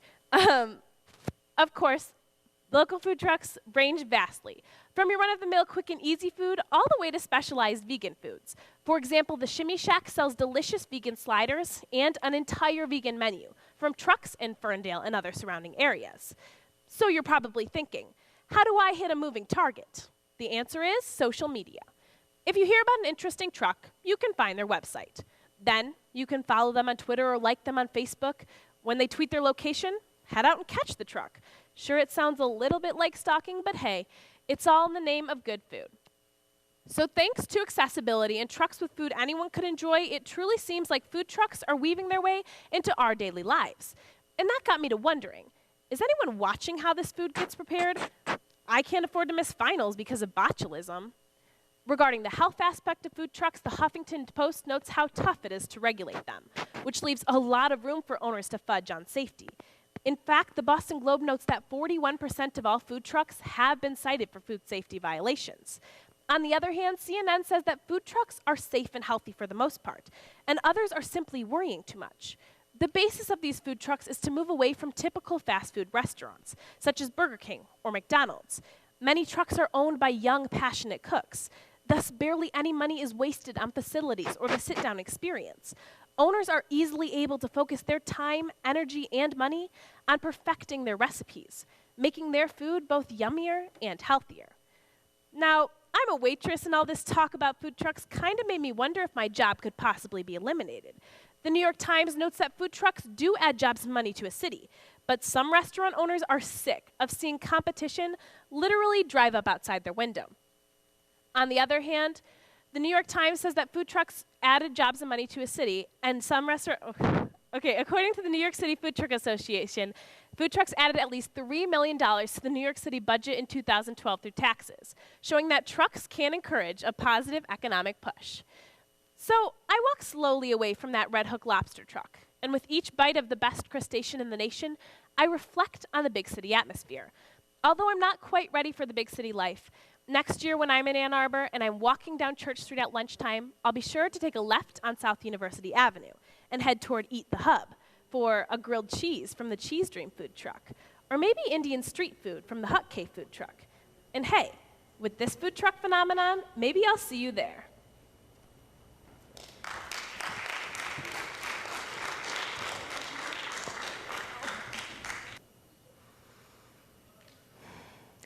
An anonymous confession submitted to the University of New Mexico. Why isn't there a Caucasian or white club? There is one for every other race and ethnicity we have on campus. Even women have their own center. Just because we're white doesn't mean we don't deserve to have our own group or program. To me, this is racist, even sexist. It's the 21st century, but as these two poets explain, the world remains dominated by gender and racial inequalities. Explained in Dear Mr. Anonymous by Brandon Santiago and Gender Equality by G. Emanuel. The responses to the confession. Dear Mr. Anonymous, we are truly sorry the University of New Mexico doesn't provide you with a group to call your own. How unfortunate that must be. You must feel like such an outcast. As minorities, we would just like to take this moment to say our apologies. We know exactly how it feels to be alienated and stripped from your rights, to be treated differently due to the color of your skin, to be assaulted with pressure hoses and police dogs, to have to fight for the right to your own body. Mr. Anonymous, it has taken us so long with our movements and picket signs. When was the last time white men ever had to fight for their equality? You are the standard, Mr. Anonymous, the baseline, the core of our curriculum. You are the white noise every frequency in America has been dialed into. The thing about white privilege, Mr. Anonymous, is that people who don't have it know that it exists. Being white and male in the United States means that nobody asks questions. The benefit of the doubt is your birthright. You stand neck deep in opportunity atop your pedestal of melanin and history. Your inheritance is worth more than you can imagine. So, Mr. Anonymous, creating your own group won't make us equal when we were never equal in the first place. Check your history books. The last time white men created something inclusive, genocide took off its shoes and got comfortable. The foundation of this country was built on the mass graves of Native Americans. 95% of the indigenous population wiped out to make room for white America. The truth is, Caucasians do have their own club. It's called Capitol Hill, where every law, bill, and declaration passed through a printing press of pale pink fingers before raining down into the storm drains of the barrios and the ghettos. This is what we like to call trickle-down economics. So, Mr. Anonymous, if that's too hard for you to grasp, I am sure you can join a local frat club here on campus. I hear the one that roofies freshman girls during Hell Week is all about keeping it white. Luckily for those girls, the Women's Center was able to determine if it was rape or not. Be a part of this long-standing tradition where your ancestors forced their prejudiced penis into any hole of diversity they find fit.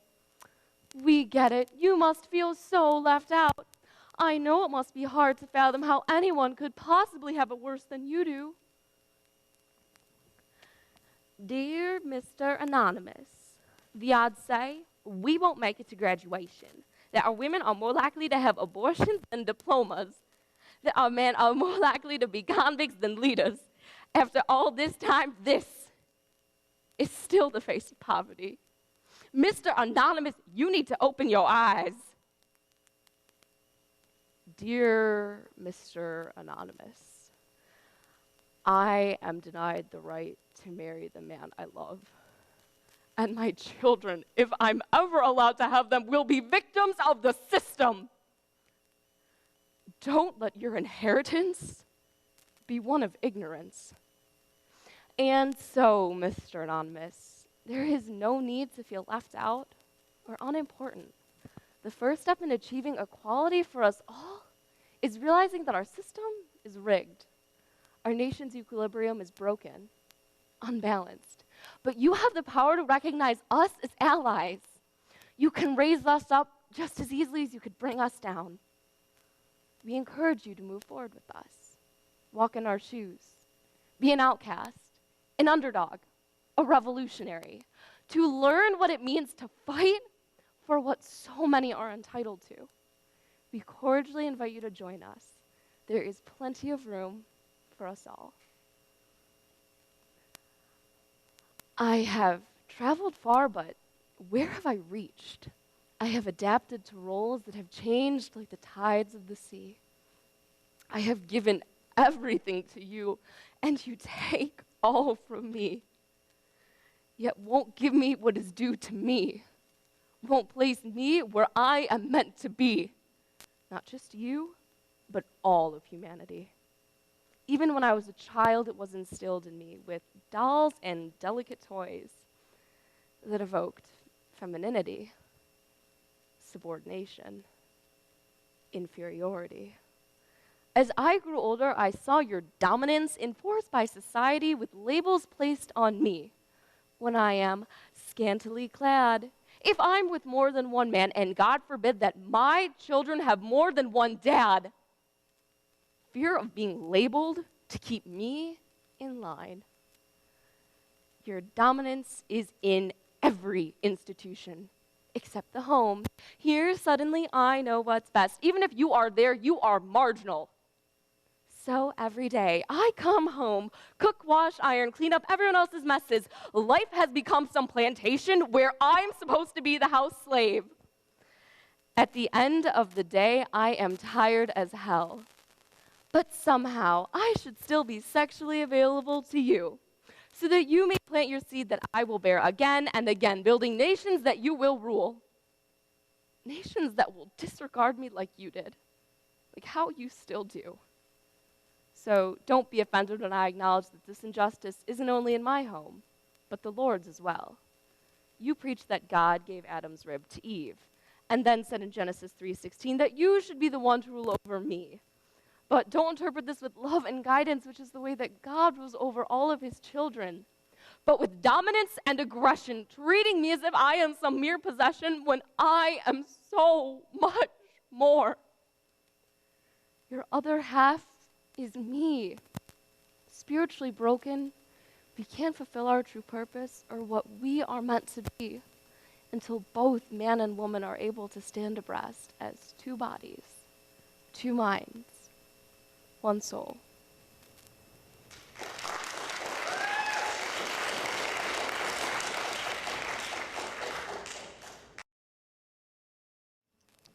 All right, our next performer is Julia Eisenstadt.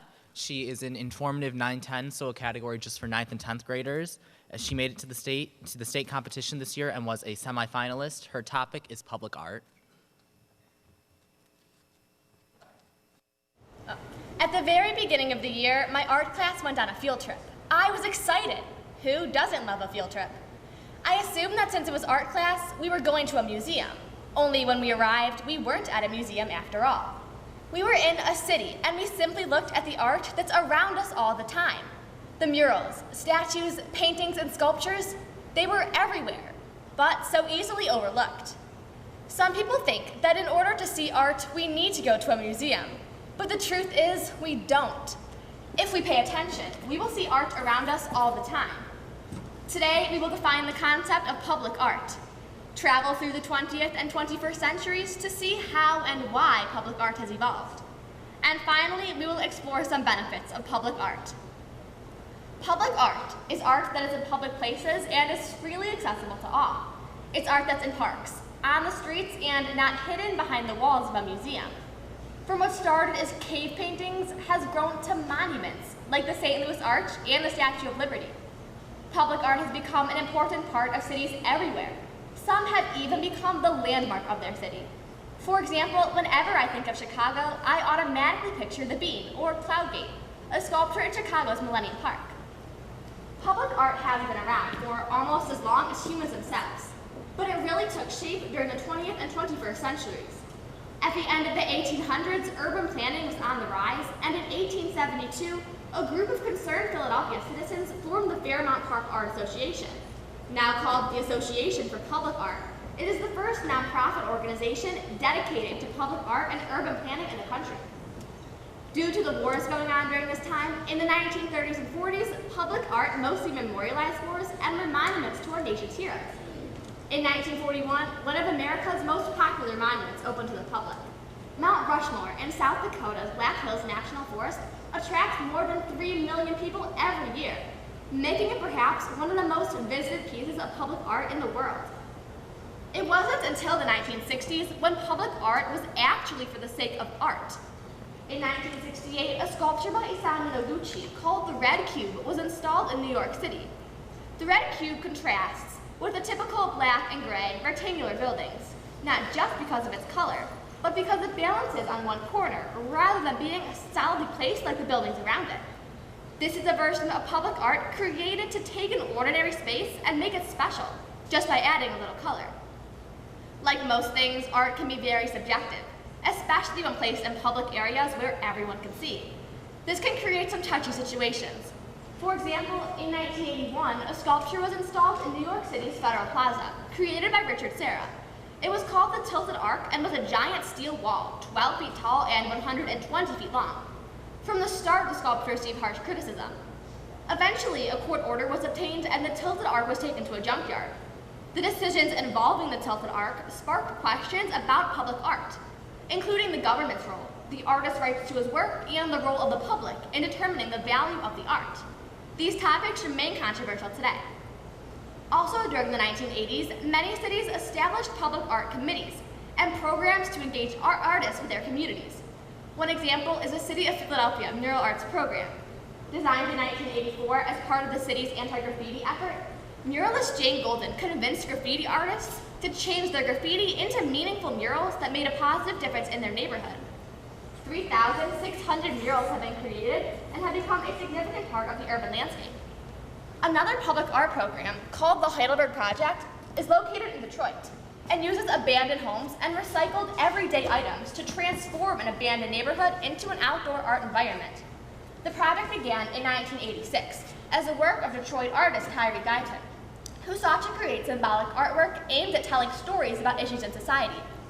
The Heidelberg Project has been in the news recently as an arsonist has burned down 9 of the buildings, to the dismay of the artist and the entire community. The project receives 275,000 visitors annually and pumps $3.2 million into Wayne County's economy every year. Some public art programs are so ambitious they can't be confined to a single block, or city, or even the border of a single country. Cow Parade began in Zurich, Switzerland in 1999. It's a herd of 2,500 cow sculptures that have traveled to 50 cities all over the world, and no two are alike. Cow Parade has raised over $20 million for charities by auctioning the cows for hundreds of thousands of dollars at the conclusion of each event. Moving back closer to home, another successful local public art program is Art Prize and takes place annually in Grand Rapids, Michigan. In its first year, 2009, 1,262 artists from 41 states and 14 countries competed for the $200,000 first place prize. This is no ordinary art competition because the public votes rather than judges. Statues and paintings are great, but public art goes much beyond that. In the Savoy Valley in France, artist Simon Beck creates massive designs in the snow using only snowshoes and a compass. He walks in the snow extremely carefully for hours at a time to create the art, even though it could be blown away or snowed over by the very next day. Public art can be beautiful, it can create controversy, and it can be an expression of a community's identity. But other important aspects of public art are the economic and social benefits. ArtServe Michigan found that for every $1 invested into performing and fine art, $51 is pumped back into Michigan's economy through spending on rent, programs, travel, and salary. From 2006 to 2011, the number of art-related jobs in Michigan increased 15%, while the number of art-related business in Michigan increased 65%. Additionally, art and culture represent 16% of the total amount of money spent on tourism in 2011, more than many other tourist activities in Michigan. Aside from helping the economy, public art has other benefits as well. Public art and how it is designed and commissioned to cities contributes to social and cultural awareness and encourages people to be more active in their communities. Today, we have learned that public art has a broad definition and can be found almost anywhere.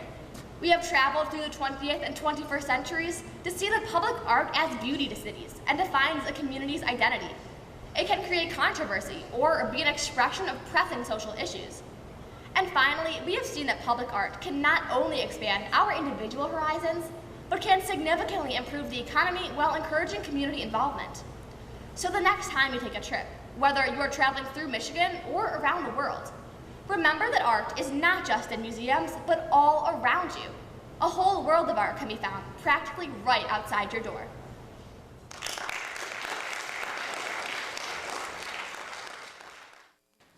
Our next performer is Kelly Wester. She is in the category of dramatic interpretation, and she was a state semifinalist this year.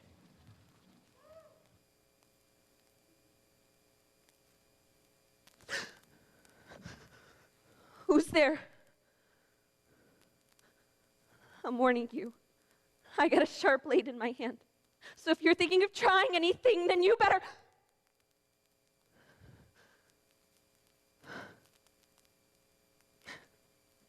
God.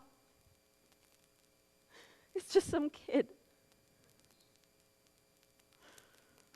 God damn it, Billy. Do you see what's going on down here? You got me scaring the hell out of some little girl who's more frightened than I am.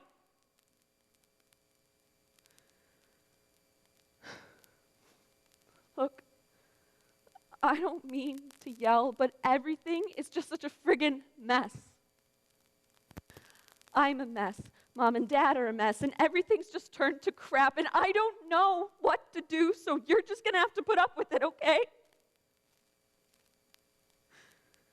Why'd you have to do this, Billy, huh? What does it take to push someone over the edge?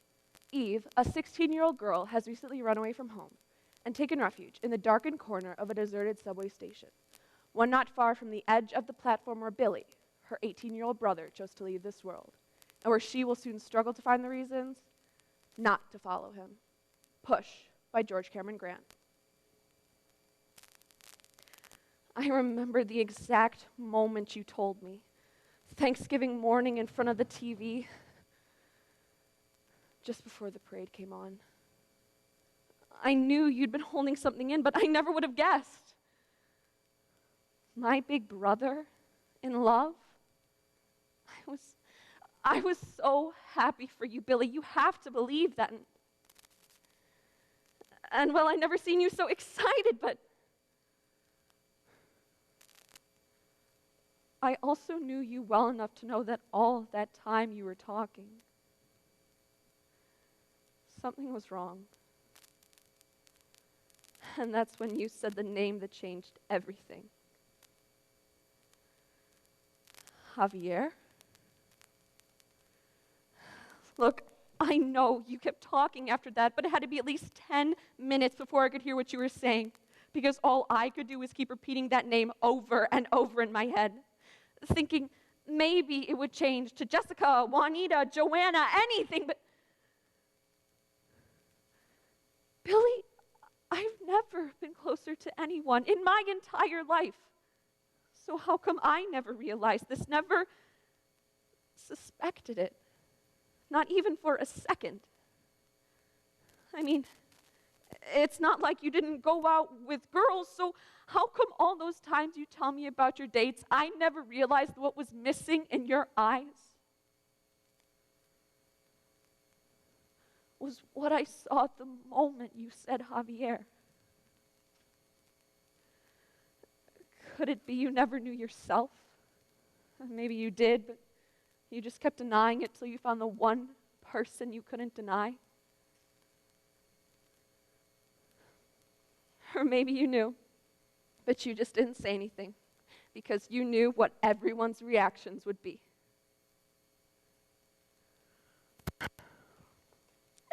And speak of the devil, good old Mom and Dad, they have been calling me every 10 minutes. Usually, I don't pick up, but when I do, I don't say anything. I just listen. Oh, Eve, darling, we miss you terribly. We're sorry for everything we did, everything we said. We need you, baby, now more than ever. Please, honey, just come home. No questions asked. I mean, that's so big of them, right? You know? No questions asked.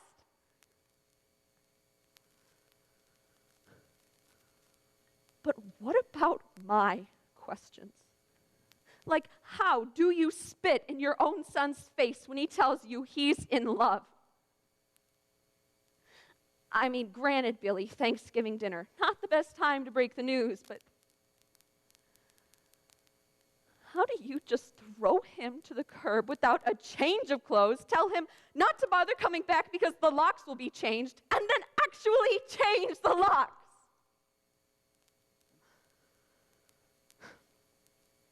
Look, maybe you already know this, and maybe you don't, but the story is everywhere. Teen subway tragedy. Troubled honor student jumps to his death. Trouble. Can you believe that crap? Everyone thinks they knew you, thinks that they know what happened. But I know the truth. You didn't jump. Not really. You were pushed. All those times the kids at school would call you those terrible names, faggot, fairy, fruit, push, when mom and dad just cast you aside without giving it a second thought.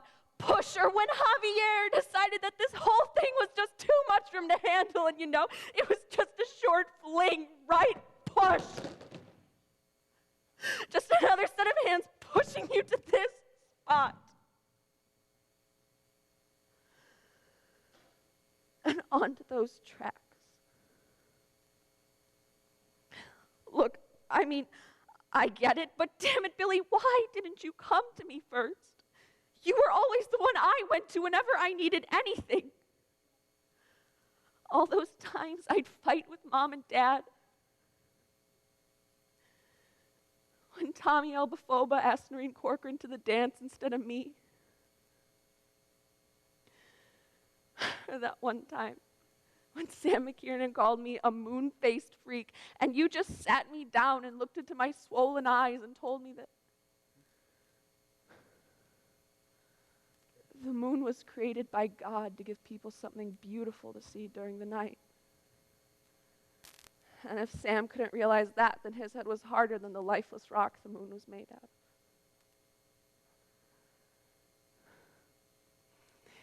Yeah, I smiled, sure. I smiled. You always knew how to make me smile, even in those moments when all I wanted to do was just disappear and die. So tell me, Billy, tell me, what the hell am I supposed to do now? Who do I turn to when my heart is broken, when my soul is crushed? I can't go back to school, Billy. How do you expect me to walk through the halls with the kids who tormented you day after day without ripping their faces off? How can I live under the same roof with the people who just threw away the one person I loved more than anything in the world? Without locking them in the basement and leaving them to rot. I mean, you tell me, Billy, tell me why instead of laying out my prettiest dress for Sunday Mass, I'm standing here wondering why I shouldn't just throw myself off this platform and follow you to wherever the hell you went.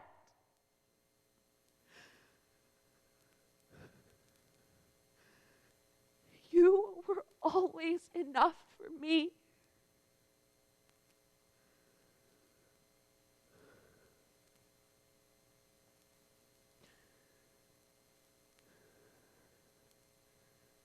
Billy, why wasn't I enough for you?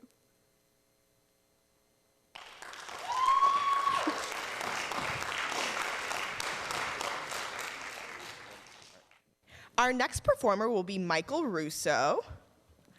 Michael is a sophomore and performed in Informative 910 this year and was a state semifinalist.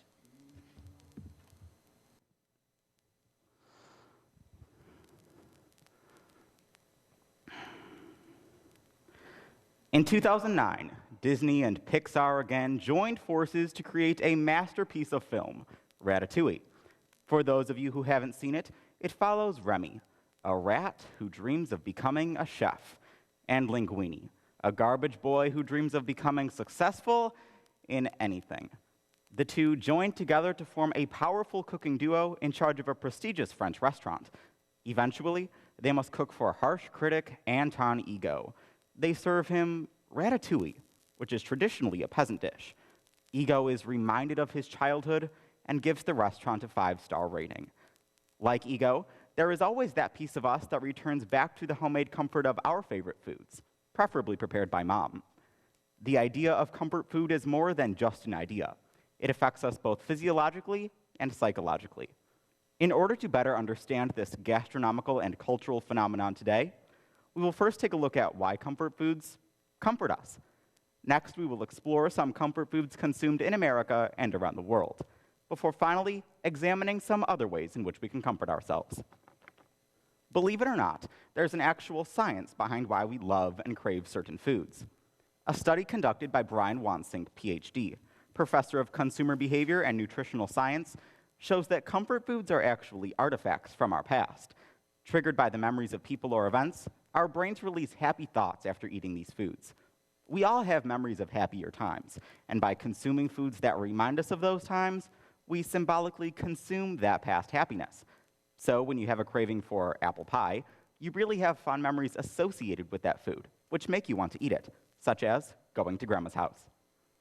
Aside from our emotional attachment to certain foods, there is a scientific aspect as well. Dr. Joseph Skelton, a pediatrician at Brenner Children's Hospital in North Carolina, states that sugar and salt, which are common ingredients in many comfort foods, release reward chemicals, such as serotonin and dopamine, to a greater degree than other foods, and it builds in our memory. The next time we feel tired or sad, it's built in, and we'll want to eat these foods again because they cause positive reactions in our brain. Once we start to eat these foods, it forms a feel-good addiction. Now that we've opened the wrapper on why we love to eat comfort food, let's take a bite out of some comfort foods consumed in America and around the world. Comfort food trends are often specific to different regions. While many foods are enjoyed by Americans across the country, such as ice cream, many regional comfort foods are dictated by the productions of those regions. For instance, in the Midwest, many of our favorite foods include meat, potatoes, and other vegetables, while in the South, large quantities of butter, lard, and other fats are used to fry foods such as fried chicken. In the Northeast, where the main industry is fishing, New England clam chowder, lobsters, clams, and other seafoods are the go-to foods. But not all regional foods are dictated by the productions of those regions. Some are influenced by cultures nearby. For instance, in the Southwest, there's a high Hispanic population. This causes their comfort foods to reflect foods from Latin America, which leads us to our next point, churros. Well, maybe not churros specifically, because even though they are my favorite, they aren't necessarily a favorite in other parts of the world. CNN traveled did a survey to find the world's most famous comfort foods. Here's what they found. The Germans prefer a Kartoffelpuffern, a deep-fried potato pancake topped with applesauce, or for ultimate bliss, lox and crispy bacon. If this doesn't solve your problems, I honestly have no idea what will. In Egypt, they prefer a dish called koshari, a carbohydrate bomb. Lentils, short pasta, fried onions, and a tomato chili sauce called shada. The Russians use their favorite food as more of calmer than an anguish soother, sunflower seeds. Because they're like chewing gum, they have become popular throughout the country. It's also interesting to note that comfort food trends can differ by gender. A study conducted by Cornell University's Food and Brand Lab showed that females tend to prefer snack-type foods, while males prefer meal-type foods. Children and adolescents also preferred snack-type foods, while adults and senior citizens preferred meal foods. The generation that felt the least guilty after eating their favorite foods was the older generation. Now that we've opened the wrapper on why we love to eat comfort food and taken a bite out of some comfort foods consumed in America and around the world, let's chew on some other ways in which we can comfort ourselves. As I'm sure you've realized, comfort foods are not always the healthiest choices. Thankfully, there are other ways in which we can release the same chemicals in our bodies that make us feel comforted. A Wall Street Journal article from July 18, 2013, states that drawing pictures of unhealthy foods can have positive effects on our state of mind. The Journal of Behavioral and Brain Science conducted an experiment in which college students were asked to draw pictures of different foods. One group was assigned high-fat and low-sugar pizza, high-fat and high-sugar cupcakes. One was assigned low-fat and high-sugar strawberries, and one was assigned low-fat and low-sugar peppers. Before and after the experiment, each student was asked to rate his or her hunger, mood, level of excitement, and interest. Here's what they found. Drawing pictures of pizzas improved subjects' mood by 28%, while sketching cupcakes and strawberries improved moods by 27% and 22%, respectively. Mood in the pepper group only improved by 1%. So the next time you feel the urge to reach for that piece of cake in the fridge, but it's not there, you can grab your colored pencils and try drawing it instead. For those of us whose artistic skills are slightly under par, there are other activities. Psychologist Dr. Alex Korb states that we can increase our own serotonin levels through exposure to sunlight. So when the sun is shining, don't sit cooped up inside on your phone. You can go for a bike ride or go for a jog. Exercise also increases serotonin, so you get 2 times the serotonin for one activity. As we said earlier, comfort foods take us back to a happier place or time. Eating isn't the only way to do this. If you're looking to remember happier times, you can look through old family photos or visit with your relatives. It turns out that simply remembering positive events increases serotonin production in the anterior cingulate cortex. But thinking about negative events decreases serotonin. Therefore, remembering happy memories works in two ways. It directly increases serotonin, but also keeps you from thinking about negative events. We can continue to indulge our comfort food cravings thanks to the cookbook reform movement, which has transformed our favorite recipes to cater to anyone with any kind of dietary restriction. Some cookbooks include Eating Well's Comfort Foods Made Healthy, Low-Cal Vegan Comfort Food, and the Diabetes Comfort Food Diet Cookbook. So today, we've opened the wrapper on why we love to eat comfort food, taken a bite out of some comfort foods consumed in America and around the world, and finally, chewed on some other ways in which we can comfort ourselves. Now let's go back to the home-cooked idea from earlier. No matter where you come from, there will always be a food to comfort you. And that is an idea that Ratatouille's food critic Anton Ego would give 5 stars.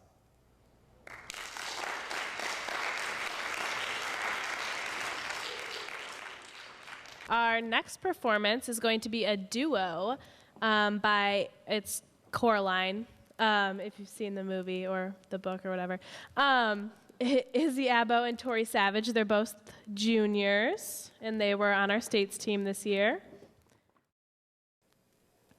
Mom? Mom? Mom! Oh, there you are. Where were you? I was kidnapped by aliens. They had ray guns and spoke in foreign accents. But don't worry, I escaped. Yes, dear. So, can I go out? It's raining. So I can't go out. Not in weather like this, Coraline Jones. But, Mom! Just let me work. That sounds exciting. Here's a piece of paper, and here's a ballpoint pen. Draw something. Well, what should I draw? The mist. M-I-S-T. Look, Mom, I drew mist. Very modern, dear. Hey, Mom, where does this door go? I'm really, really busy. Whoa! Something smells good. Mom, what are you doing here? You're just in time for supper, dear. You aren't my mother. I'm your other mother, silly. Every child imagines a world where they could have everything. But how do you react when that world is turned upside down? When Coraline Jones and her family move into an old house, she discovers a parallel world, full of her biggest dreams. And her worst nightmares. Tori! Too much? Coraline, screenplay by Henry Selick. Based on the novel by Neil Gaiman. I didn't know I had an other mother. Of course you do. Everyone does. Really? As soon as you're through eating, I thought we could play a game. You mean like hide and seek? Perfect. I'd love to play, but I better get home to my other mother. But I'm your other mother. I mean my other mother. I think I should get to bed. Of course, sweetheart. See you soon. It was incredibly I did hear real, about that, Mom. but I don't agree Only with you weren't really you. You were my other mother. Coraline, why don't you go visit that actress downstairs? Miss Spink? Sorry. But you No, my said she's daughter. a dingbat. How nice to see you, Caroline. Still Coraline, Miss Spink. Oolong tea? I'll read them if you like. Read what? Oh, your tea leaves there to tell me your future. It's good news, Caroline. Coraline. There's a tall, handsome beast in your future. What? Oh, I'm holding it wrong. Oh, Caroline. Coraline. Caroline. You are in terrible danger. Well, what should I do? Be very, very careful. Now, was there something you came to tell me? No, I guess not. Thanks for the tea, though. Cheery boy. Danger. Oh, Mom told me to get the mail. Huh? Bobinsky.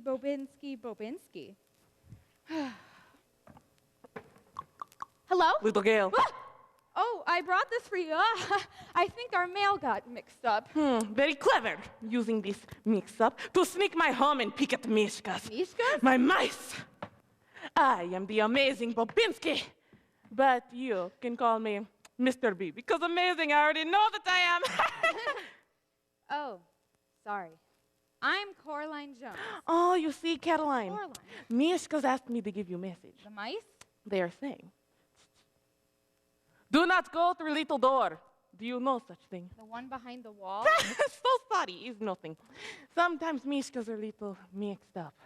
You see, they even get your name wrong. They call you Coraline instead of Carolina. Not Caroline at all. Dasvidanya, Caroline. It's Coraline. Hey, Mom. Where were you? Oh, I was upstairs talking to the crazy mouse man. Coraline, he is not crazy. He's drunk. How do you feel about a mustard, ketchup, salsa wrap for lunch? Gross? Had to go food shopping anyways. Would you like to come along? Look, Coraline, I promise I'll make it up to you. That's what you always say. I wish you were more like my other mother. Well, be careful what you wish for. Won't be long. But I might be.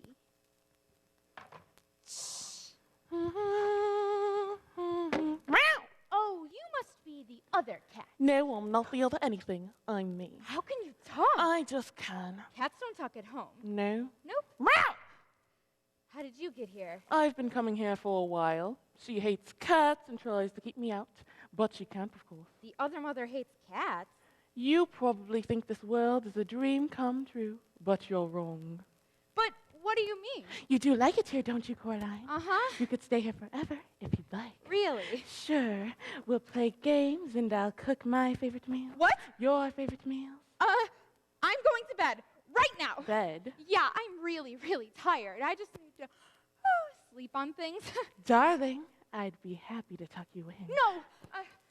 No, I mean, you've done so much already. Soon, you'll see things my way. Mom!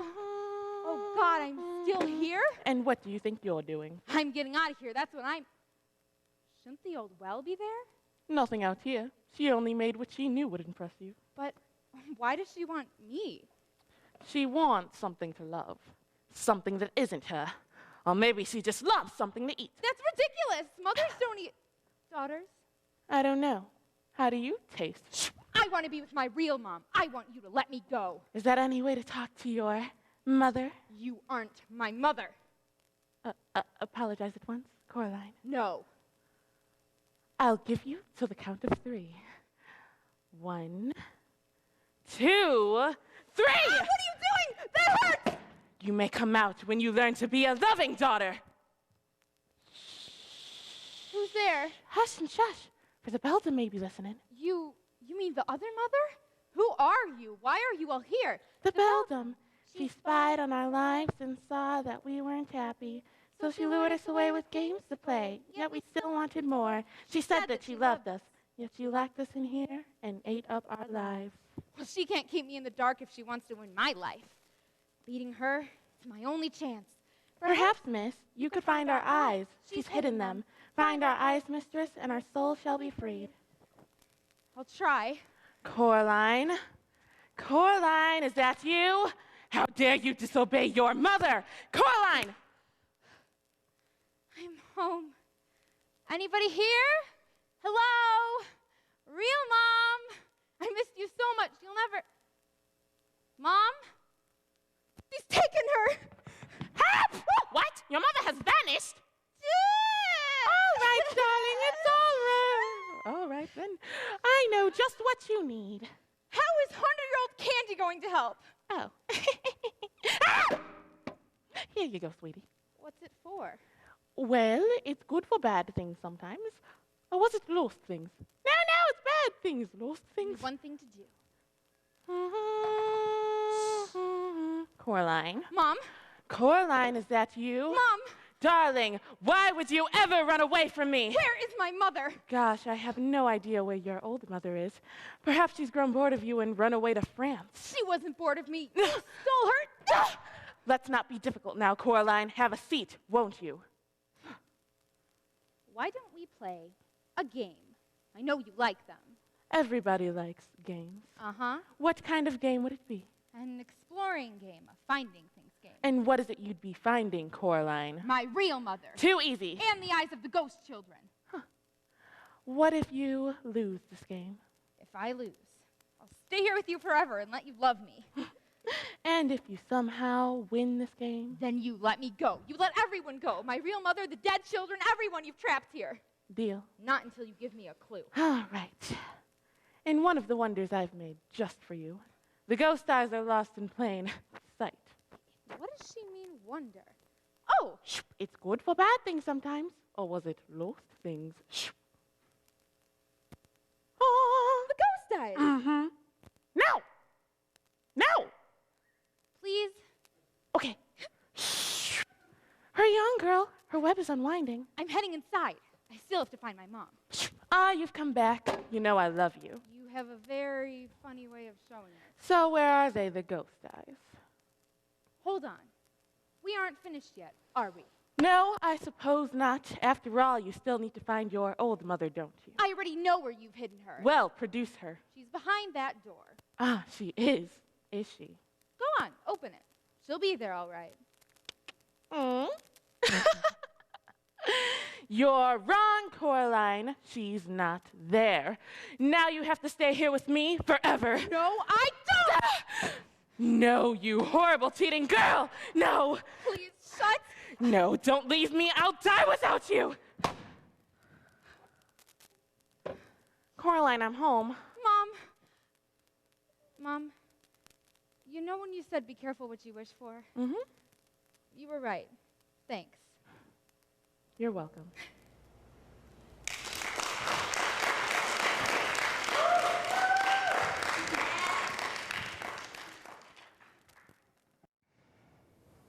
This is your life. You wake up Saturday morning and enter the shower, only to discover that your shampoo bottle is empty. Grumbling, you head to Target, but, of course, they're out of your shampoo. So you grab the Herbal Essence shampoo that you're pretty sure tests on animals, but hey, you're in a hurry. You're about to leave when you remember that you're also out of soap. You read the ingredients on the Method soap. Kokomi DEA, methylxylazolonine. You just want to go home and take a shower. You check out without the shampoo you wanted and with a soap that's full of chemicals. Is this really any way to live? Truthfully, there must be a better way. Enter the Honest Company. Every time you need them, your common household supplies will be delivered directly to your front door, actually saving you money. But could this be true? Honestly, it can.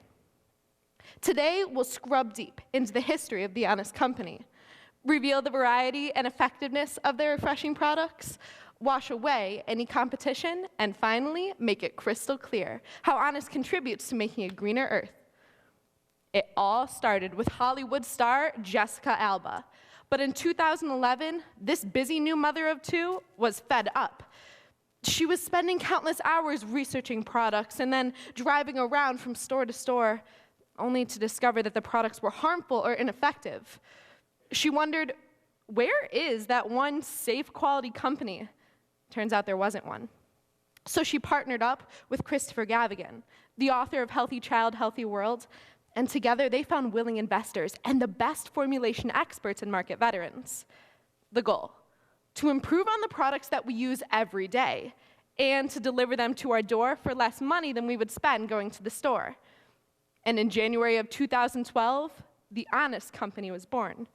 This company delivers customized bundles of non-toxic, eco-friendly, useful products, all tied together with a bow of integrity. It's shocking how we ignore the health and safety information on our products, simply because that Axe shampoo smells so good. And who can blame us? After all, Procter & Gamble, manufacturer of popular products such as Crest and Clorox, spends over $8.6 billion in advertising. And it works. We've all been brainwashed. Because otherwise we would have noticed the warning on our Crest toothpaste, explaining that we should seek medical attention if we swallow more than a pea-sized amount. Or the one on our Clorox wipes, telling us to use a water rinse after using it on our countertops. Even relatively safe companies such as Method and Seventh Generation use toxic chemicals. For example, both list the ingredient foaming agent on their labels, but this is just a cover for sodium lauryl sulfate, a toxic ingredient linked to cancer. The Honest Company provides us with their honestly free guarantee, a promise that they will never use any health-compromising chemicals. And they provide us with clear and credible information, as transparent as the packaging of their products. Now, with that in mind, let's walk through a day the honest way. You'll wake up Saturday morning and enter the bathroom, immediately relieved at the fresh smell of tea tree oil from your Honest toilet cleaner. You'll then wash your hands with Honest foaming hand soap, of course, and brush your teeth with Honest toothpaste. That's so refreshing you won't want to stop after just 2 minutes. Okay, 30 minutes until you have to leave. But that's the perfect amount of time to tackle those dirty dishes, because washing dishes has never been so easy as it is with Honest dish soap. It smells great and it's tough on grease and grime. But do you need a little extra help with that caked on spaghetti? Never fear, because the dish brush is here. This beautiful, reusable bamboo brush is a kitchen must. At the end of a long day, you'll slide into your bathtub and pour in some all-natural Honest bubble bath. And yes, they do have your tear-free shampoo and body wash, perfect for even the tiniest members of your family. Afterwards, towel off and spread on some hypoallergenic body lotion for a little extra love. And all of these products are perfect for sensitive babies as well. They have a line of ultra-absorbent diapers, meaning leak-free days and nights. You can pair this with their all-natural cloth wipes and be sure that artificial cleaners will never touch your baby's bottom again. And best of all of these products can appear at your doorstep as often as you need them with no added shipping costs. But if you're already out, or maybe you just happen to love shopping, you can find all of these products in local retailers, including Costco, Whole Foods, and Nordstrom. Now, I know what you're thinking. Okay, yeah, this all sounds great. Maybe if you're in Jessica Alba's tax bracket. Well, look at this. I headed to Target with these items on my list, mimicking the way that I used to shop in an eco-friendly way. Shampoo first. After 15 minutes of Googling in the aisle, I discovered that Burt's Bees doesn't test on animals, but it's really pricey. Next, lotion. Easy, I always picked Neutrogena. Hand soap? They only had the lavender-scented Method soap left. I don't even like lavender. And to my dismay, they're also out of my laundry detergent and a scrub brush. On to Meyer. Laundry detergent, check, but no scrub brushes left in stock. Wanting to leave, I grabbed some disposable sponges and checkouts. Not really so eco-friendly. In all, this process costed 2 hours of my personal time and cost $45.25. With gas, $50. But when I ordered the Honest Company's version of these 5 items that arrived at my door in just 3 days, total time lost, a few clicks of a mouse. Cost of products, $35. Gas, $0. And you won't be shortchanged either, because all of Honest products are exactly the same size or even larger than their competitors. Or, Honest products will clean just as good as the products that you use now without exposing you to those toxic chemicals. In fact, they smell like an absolute dream. But best of all, the dollars that you spend help Honest give back, because they care passionately about helping families and believe that through ordinary purchases, we can make a difference in the world. So they use 100% recycled or renewable materials in all products, packaging, and office supplies, all while utilizing 100% California solar power and planting trees and purchasing wind turbines across the United States. Their largest project is Baby to Baby, a charity program for poverty-stricken families. Every few weeks, they drop off 18,000 products directly to their headquarters. As of today, they've donated over 500,000 products, a $2.5 million value, helping over 50,000 families. Not bad for a company that just celebrated its 2-year anniversary. One dedicated Hollywood mom did much more than just slap her name on a brand. Now, families just like yours and mine can wake up every day, happier and healthier. Next Saturday, I'm going to enter my shower with a smile, and honestly, you can too.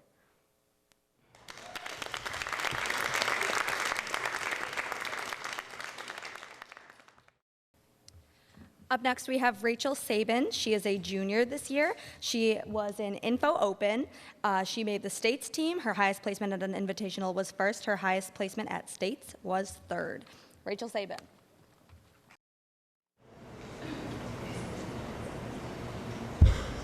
Let's start with a riddle. What's something that everyone wants more of and can't afford to lose? I forgot. Let me think about it and get back to you later. First, let me tell you the story of Lucy's birthday. It was going to be a disaster. She forgot to put together the party favors for all of her friends. Her mom didn't remember to pick up the cake. And Granny Doris showed up at the wrong time. This quickly approaching party looks to be a lost cause, and the whole family can't seem to remember a single thing? Oh, now I remember the answer. Memory. Something that everyone wants more of and can't afford to lose. The real question we need to ask ourselves is how we can improve the memory we already have. Today, we will unwrap the memory process. Next, we will shed light on the cognitive techniques that help our memory thrive and blow over some dietary recommendations for a better mind. Finally, to ice the cake, we will discover how relaxation can work wonders for the brain. Let's start by taking a closer look at how memory works. The first step, called encoding, involves perception, and it requires an individual to be paying attention, like you're doing right now. Each of the separate sensations you perceive travel to a part of your brain called the hippocampus. It is here that your brain decides whether that concept or experience is worth remembering. If so, the memory needs to be stored. First, it goes to our short-term memory, which can only hold approximately 7 items for about 30 seconds. But gradually, important information is transferred to long-term memory, which can hold unlimited amounts indefinitely. The final stage is called retrieval, and it's the process of bringing something that you want to remember from an unconscious level into your conscious mind. This is often called jogging your memory.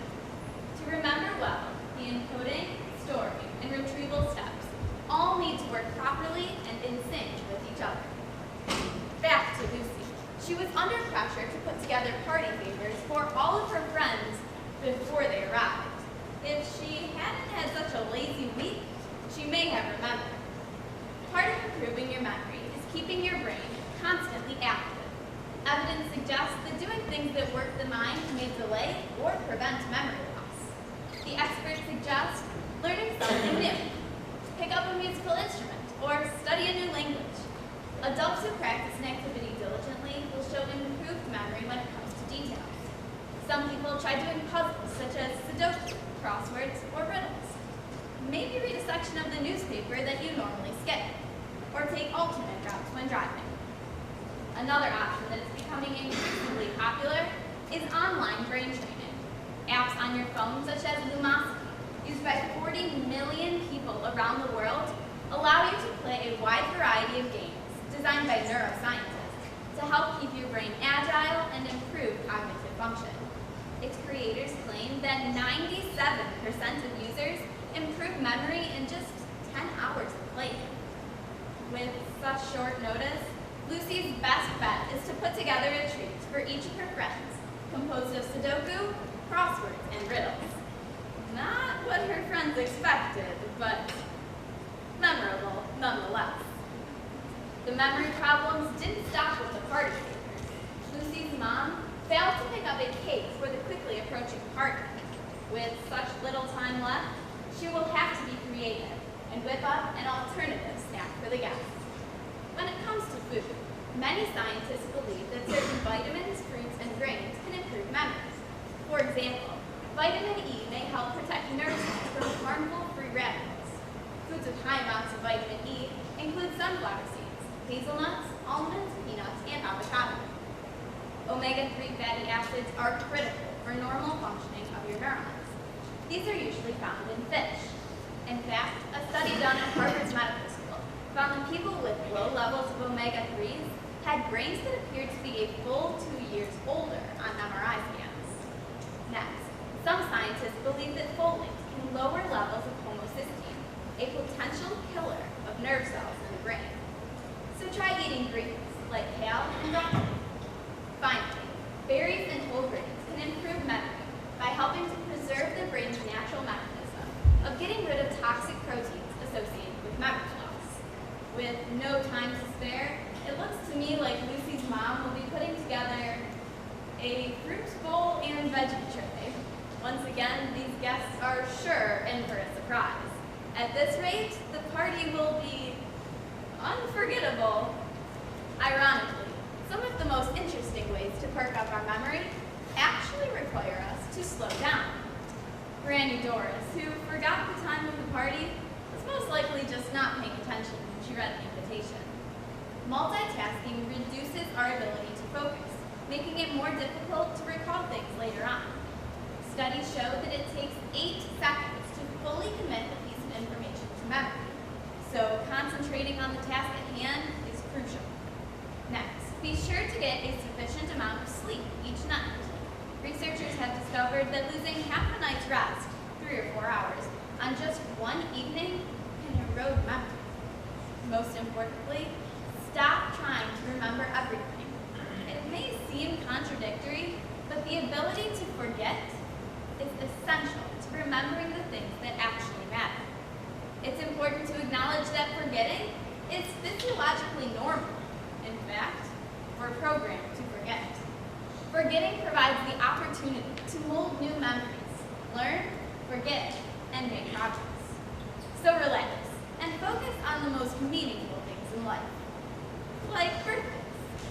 In 2005, Joshua Forward, an author, wondered if he could improve his somewhat average memory. In just 1 year, he became the U.S. memory champion. While improving your memory may seem unrealistic, small things such as changing your diet or getting more sleep can truly make a difference in a short amount of time. Despite everyone's forgetfulness, Lucy's party was a hit. While some of the guests were hesitant to indulge in the veggie tray, and others seemed skeptical of the unique party favors, everyone, including Granny Doris, will remember it for years to come. As Lucy blows out her candles, she wishes every day could be like today, filled with unexpected and unforgettable memories she will cherish for a lifetime. Something that everyone wants more of and can't afford to lose.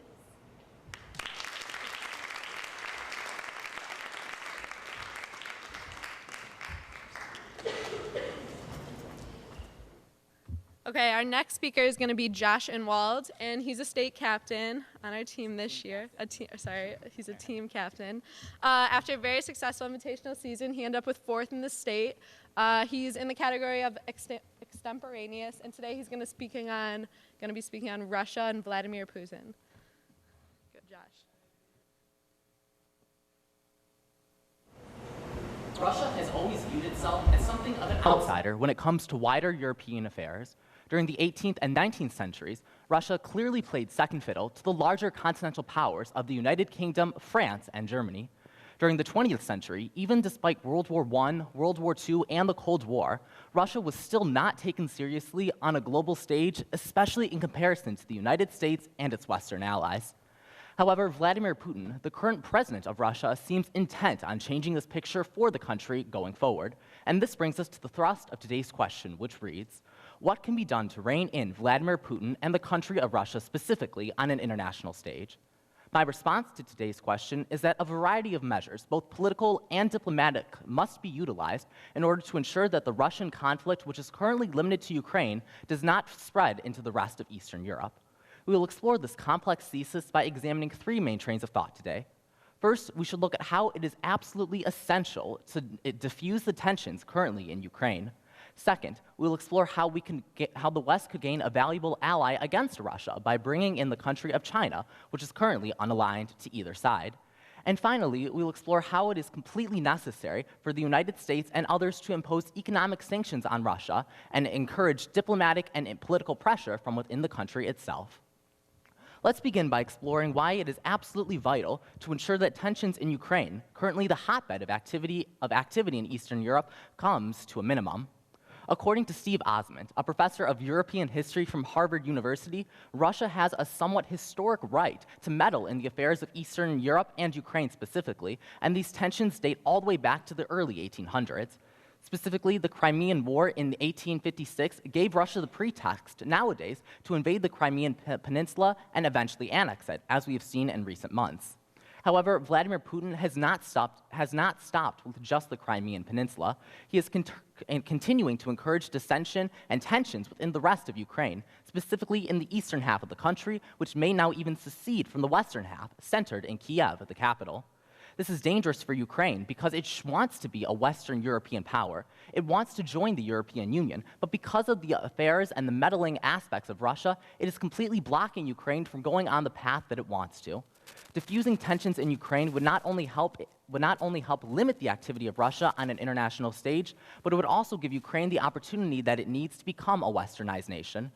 According to an article from the BBC on May 1st, 2014, a great way for the Western powers to help ensure that Ukraine transitions to a peaceful democracy is to ensure that elections, which are due later in May, are completely democratic and free of Russian influence. This will ensure that not only will Russia be stopped in Ukraine and the Crimean Peninsula, but that Ukraine itself will also be allowed to choose the path that it wants to go on going into the future. So now that we've explored how it is important to diffuse tensions in Ukraine to stop Russia and also give the Ukrainians a say in how their future progresses, it is important to look at how the Western allies could be involving the country of China, specifically bringing China in to counter Russia's influence on its western border. According to an article from The Economist on May 2nd, 2014, the country of China is currently unaligned in the conflict. Although China is not necessarily hostile to Russia, it is not necessarily friendly to the West either. However, China has an innate diplomatic position, that of being a peaceful nation, rising economically without disrupting political boundaries that it has asserted in recent decades. Specifically, the current president of China, Xi Jinping, has continually repeated that that China's rise will be a peaceful one, that he will not be disrupting the political activities of its neighbors, specifically with Russia. However, because Russia's rise is completely the opposite of China, given the fact that they are meddling in eastern Ukraine, that they have annexed the Crimean Peninsula, it is clear that Russia's foreign policy runs completely counter to that of China's. Therefore, as an article from the Washington Post, dated May 5th, 2014, suggests, the West could try to bring China into the Russian conflict. By using Chinese influence to help counter Russian influence, the West overall could be more successful in containing Russia and ensure that the dissension that it has already encouraged in eastern Ukraine will not spread to the rest of Europe. This will not only be a great way to involve China on a wider scale on the diplomatic international level, but it should also helpfully avoid further tensions, both within Asia itself and especially within Eastern Europe and Ukraine. So now that we've looked how by bringing China in we could help diffuse the conflict in Ukraine and bring a greater sense of international peace, it is important to look at how political tension from within is something that the West should also be trying to create in Russia in order to have Russians continue to protest against Vladimir Putin, bring his government down, and therefore bring Russia's meddling activities to a halt. According to an article from the New York Times dated May 8th, 2014, a major reason why Vladimir Putin is being so aggressive abroad is because he is so popular at home. His approval ratings in the past couple of months have ranged anywhere from 75% to 90%. In comparison, even the most popular of American presidents rarely see an approval rating above 65%. This means that Vladimir Putin is wildly popular at home, and his nationalist, expansionist trends are clearly allowed and enabled by the fact that he is so popular and enjoys such a great deal of support at home. If this public opinion in Russia itself could be turned against Vladimir Putin, then not only would Putin be forced to withdraw his forces from eastern Ukraine, but it would also be clear that he would not be able to continue his nationalistic tendencies. What way, however, can we encourage dissension within Russia itself? A major solution would be economic sanctions. According to an article from the Wall Street Journal published only yesterday, the economic sanctions currently imposed by the West and the United States on Russia are very ineffective. They target only a couple dozen top Russian oligarchs, and because of this, it is not doing enough to sway public opinion. Wider measures, as the Wall Street Journal calls for, could be a great tool in swinging public opinion and hopefully bringing Vladimir Putin to a stop. Such economic sanctions can include total asset freezes on the Russians, making them unable to participate in global financial markets with, for example, dollar markets like the New York Stock Exchange or the euro ones like the DAX in Germany. Looking back, it is clear that the activities of Russia are threatening not just Ukraine, but also to upset the entire European stability. We explored this question by looking at how it is important for the United States and other Western powers to reign in Russia on diplomatic and political levels. We looked specifically first at how it is important to encourage fair elections in Ukraine and to get rid of Russian influence there. Second, we looked at how involving China would be a great way in order to ensure that activity in eastern Ukraine comes to a halt. And finally, we looked at how creating political pressure in Russia itself through economic sanctions would be a great way to continue to isolate Russia and to continue to ensure that the stability and prosperity of Europe remains unchallenged.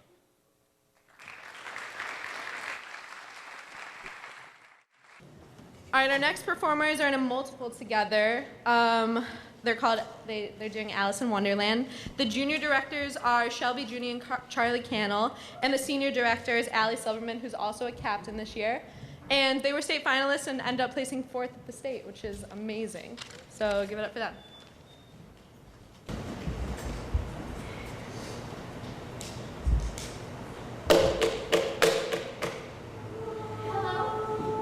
Anyone there?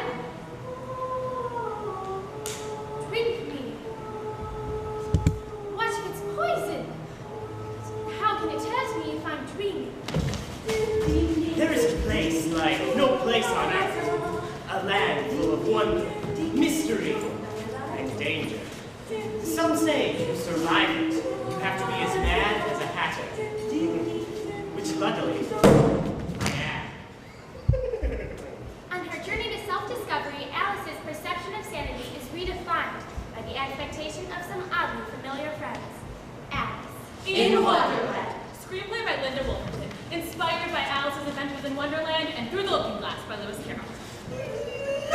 You brought the wrong Alice. She's the right one, and certain of it. You could not know how difficult it was to find her, trailing one. Alice, after the next 4 weeks on end. Curious and curious. She doesn't look anything like herself. That's because she's the wrong Alice. How can I be the wrong Alice if this is my dream? How do you do, Alice? I'm Tweedledum. He is Tweedledee. Contrariwise, I'm Tweedledum. He is Tweedledee. How do you do, Alice? Should we consult the prophecy? I'll fetch it. It's a calendar. A prophecy. It tells of each and every day in Underland since the beginning. See, here is Grimlig Day in the time of the Bloody Red Queen. Curious. Tell the ball about the Jabberwocky. That being on Frabjous Day, the day you will slay the Jabberwocky. Let Alice see herself. The Vorpal sword being the only thing that can slay the Jabberwocky. If it ain't purple, he ain't dead. That's you, there. The Jabberwocky being the monster that the Queen used to steal her throne and enslave all of Underland. Well, it's been nice meeting all of you, but it's time for me to wake up. Goodbye. Ow. Ow! That's odd. I can't wake up no matter how hard I pinch myself. Red Queen's guards, this way! Down with the bloody Red Queen! Oh. On our return, we were rounding up some random creatures before your castle staff. When I found this, Majesty, it's the prophecy. The prophecy! It looks so ordinary for an oracle. Look here, on Frabjous Day. I've known that tangled mess of hair anywhere. Is it Alice? I believe it is. What is she doing with my Jabberwocky? I believe she's slain. She slayed my Jabberwocky! No. It hasn't happened yet. It'll occur on Frabjous Day. I should have taken her head off when I had the chance. Find her.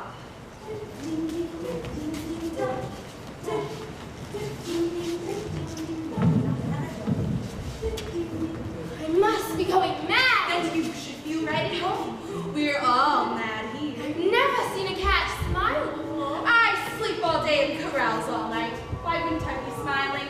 What do you call yourself? Alice. The Alice? There's been some debate about that. You're just as dim-witted as the first time you were here. You called it Wonderland, as I recall. But I can't help you if you don't even know who you are.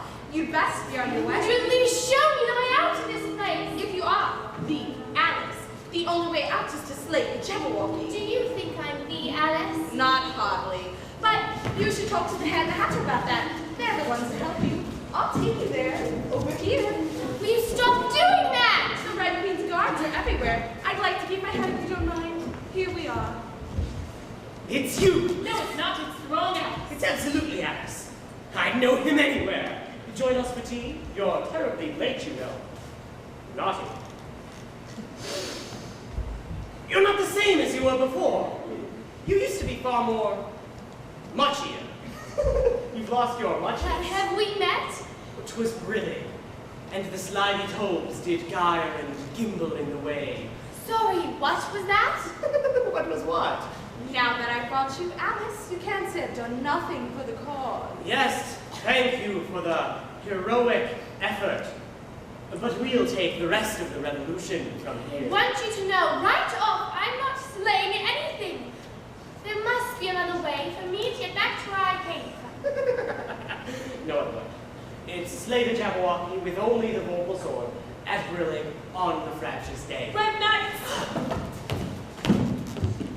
Greetings, gentlemen. Well, if it's my favorite group of lunatics. And how fares the Red Queen? We're looking for the girl called Alice. Before we answer that, you'll have to answer a riddle. Why is a raven like a writing desk?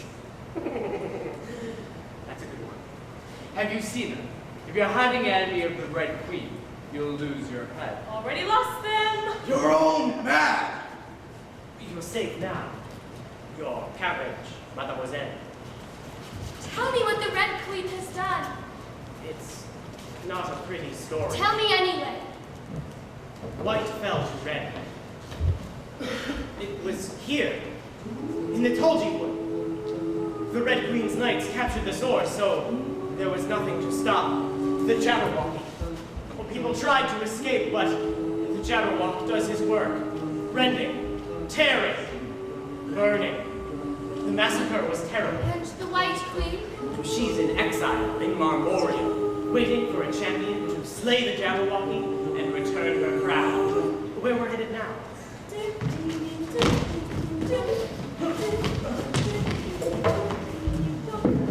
Down with the bloody Red Queen! Take her to the Red Queen's castle. I'll follow you, Hatter.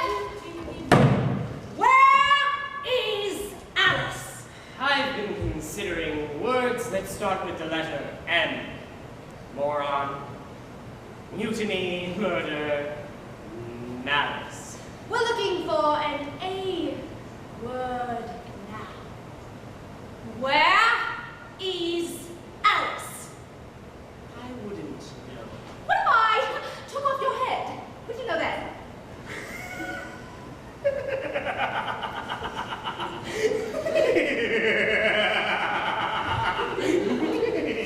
Stop that!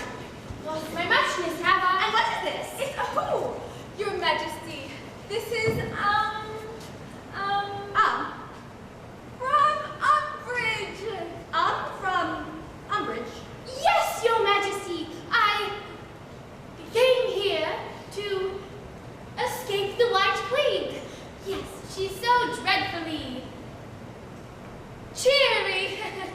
I was hoping you might grant me a place in your court. You'll be my new favorite. I need to speak with you regarding the prisoner. Lagos. Who did you say this is? Oh, I believe your name has slipped the Queen's mind. her name is Idiot from Umbridge. Go away now. What are you doing here, Alice? Come to rescue the Hatter. They've already locked him in the dungeon. Shh. Are you certain he knows where she is? He does. Without the Jabberwocky to keep the rebel in line, they would surely rise against me. We must not allow Alice to kill my best weapon. I've pushed the Hatter to the brink. I still cannot break her. Then take off his head.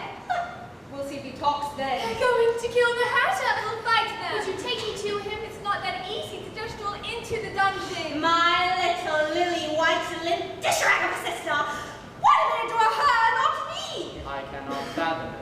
You're far superior everywhere. Oh, no! Your Majesty, your new favorite, is Alice. What? With hot hands!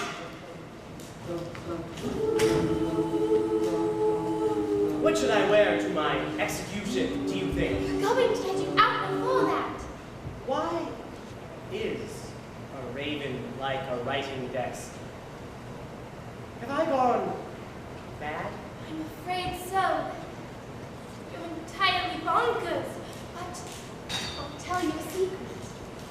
All the best people are. You must not worry about me, Alice. The sword, it's here in the castle. Retrieve it.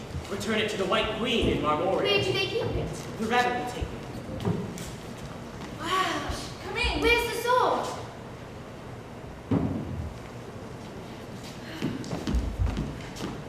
There you are. The Queen's been looking for you. I have the vocal sword. To Marmoria!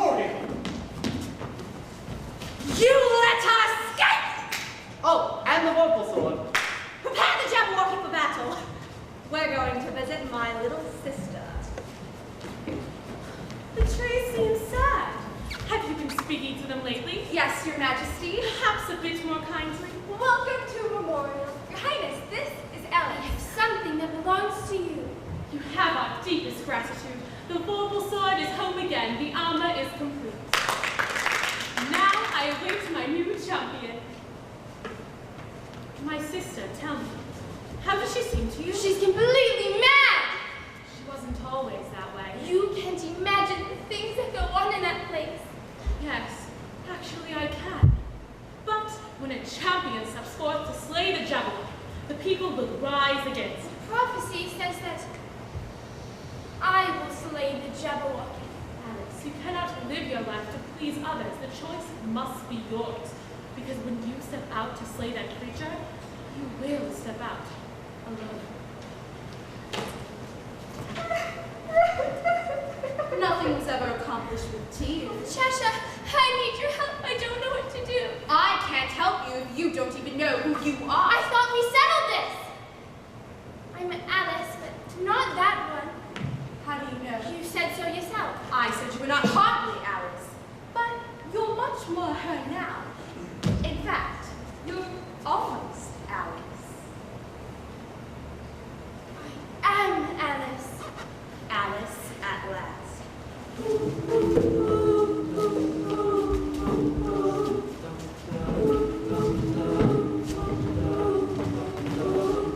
You must be brave, Alice.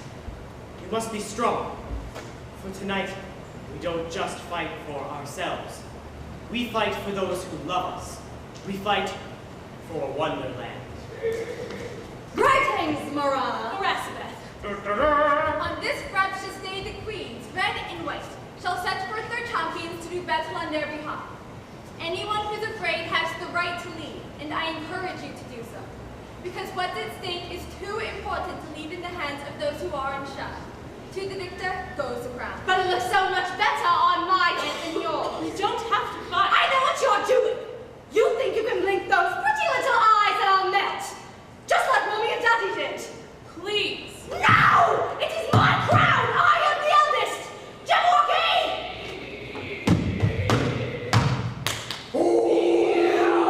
This is impossible! Only if you believe it is. Sometimes I believe as many as 60 possible things before breakfast. That is an excellent practice. Where's your champion, sister? Here!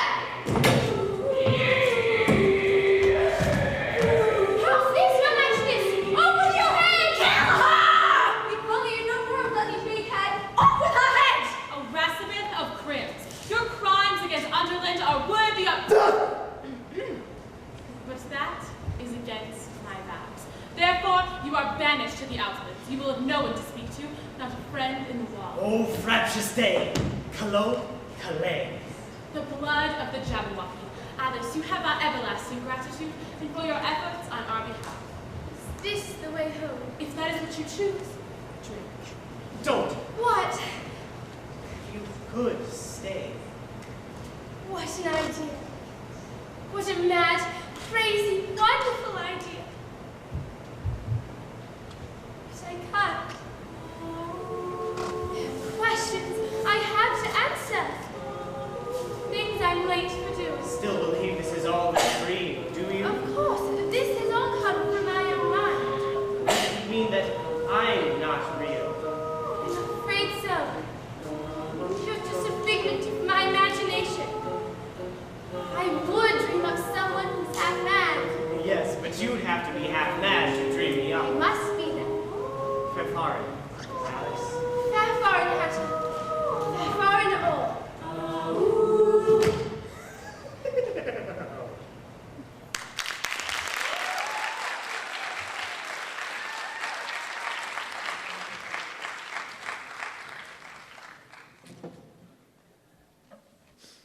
Okay, our next speaker is going to be Spencer Neighbors. She's in Oratory this year. She was on our state's team.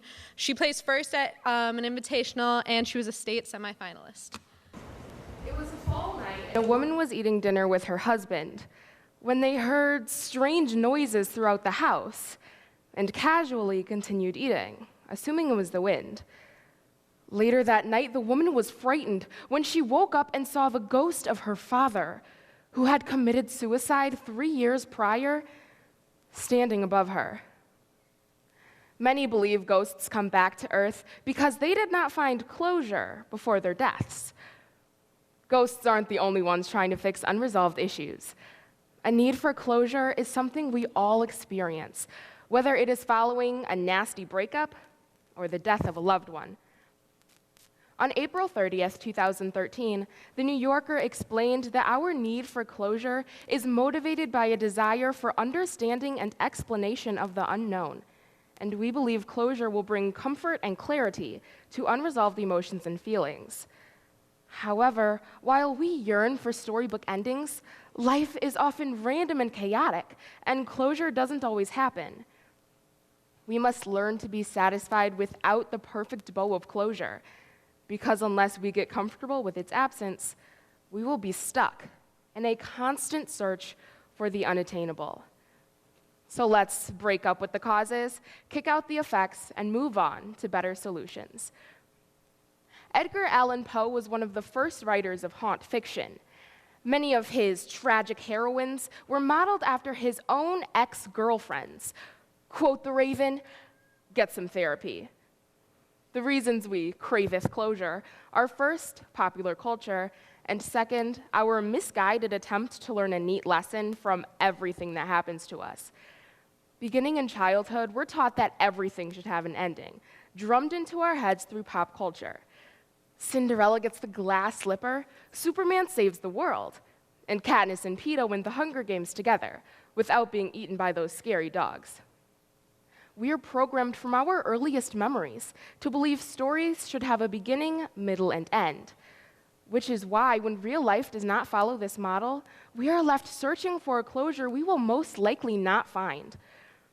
On September 4th, 2007, the online forum The Experience Project shared the story of a young woman who constantly argued with her mother. One day, the mother fainted during a quarrel and was rushed away in an ambulance. When they arrived at the hospital, the doctors told the woman her mother would not make it. The daughter explains that she hated herself for arguing with her mother and struggled with being unable to ask her mother's forgiveness. However, not all circumstances are able to be resolved, and we have to make peace with them. Author Tom Bodett wrote, "The difference between school and life? In school, we're taught a lesson and given a test. In life, we're given a test that teaches us a lesson. In other words, we need to take what we can from an experience and not wait for the big, bright life lesson at the end of the journey, because as long as we're alive, the journey never ends." The Huffington Post of September 19th, 2012, shares the story of Mary Jane Fahey, who was dumped by her boyfriend just a week before they were supposed to go to Morocco together. So she went without him. But she wanted to know why she was dumped and couldn't resist the urge to text him. So she did. 497 times. She got 0 answers and a phone bill with a $749 charge for international texting. Constantly searching for meaning is often a misguided attempt to get the impossible, and always looking in our past for life lessons causes us to miss out on our future. Now that we understand that we have been programmed to believe that everything should have a beginning, middle, and end, let's explore the effects that this expectation has on us. In Scooby-Doo, closure is every villain's downfall. After 22 minutes of sleuthing, there's usually a pretty strong case against the bad guy. But instead of taking his chances in court, he always blurts out a complicated confession detailing exactly how he did it. However, in the real world, closure is not as simple. Our searching for closure hurts us by first, causing us to dwell in the past, and second, making us more closed-minded. When we search for a closure that's not coming, we get stuck. The Huffington Post of September 19th, 2012, explains that an individual's inability to move forward causes a persistent recollection of past failures, which can result in depression, which can in turn lead to all the side effects of depression, doing worse in school, damaging relationships, and even the risk of self-harm. The New Yorker of April 30th, 2013, explains that the human mind struggles to handle ambiguity. We're hardwired to respond to uncertainty by coming up with a list of plausible explanations. Essentially, our brains hold onto these what-ifs as though they are more valuable than reality. Searching for closure can also lead to other forms of acting out. Jezebel magazine of July 7th, 2013, explains that when we try to process information while searching for closure, we tend to be more likely to make rash decisions, be inflexible, or ignore criticism once we've made up our minds. Essentially, when we are searching for closure, we don't want a resolution to come about naturally. We want to force it. Now that we understand that the effects of our persistent search for closure can be debilitating, let's retrain ourselves to be at peace with this uncertainty. Every time someone breaks up with Taylor Swift, she writes another song. Now, there are better ways to deal with not receiving closure, but sometimes we just have to admit, we are never, ever, ever getting a tidy ending out of all of life's drama. It's time to be cool without closure, by first realizing that we don't always need it, and second, learning how to deal with our emotions. Initially, we need to exercise our brain's ability to be comfortable without resolution. The PS magazine of June 12, 2013, encourages us to read short stories to help our brains better handle ambiguity. Reading allows us to step outside of our own heads and lets us simulate the thought processes of people who may be different than us. And since short stories often lack the cookie-cutter endings we're used to for movies, it reduces our need for order. After reading short stories, we have less of a need for what psychologists call cognitive closure and become better able to handle the messy realities of real life. So pick up a copy of the best short stories of 2013 and spend a little time reprogramming yourself to accept that closure may not always be available. In addition, we need to learn how to deal with our emotions. According to Psych Central, July 3, 2013, emotion is a full body experience, which means that if left unchecked, emotions can control our entire being. We need to recognize that no emotion is final, and how we feel today does not dictate how we will feel tomorrow. Emotional instability can be the result of not finding closure. Therefore, we need to learn to resolve these issues. The previously mentioned Jezebel magazine explains that in order to be cool without closure, we need to live in the moment, be flexible when things aren't going our way, and creatively seek solutions to the problems that we face. At the end of the day, how we feel is our own responsibility. We can't wait for the world to neatly package the solutions to our problems for us. We have to find them ourselves. Even after discussing closure, it's not something we may readily be able to stop looking for in our lives. But by talking about the causes, effects, and solutions, we've created a way to at least be comfortable with moving on as individuals. While waking up to the ghost of your deceased father could be a shocking experience, Dr. Joshua Gunn of the University of Texas at Austin explains on his website that seeing ghosts may just be a sense of closure for ourselves, and we may be the ones who create the illusion of a ghost because we want closure. But we need to learn to make searching for closure a ghost of the past.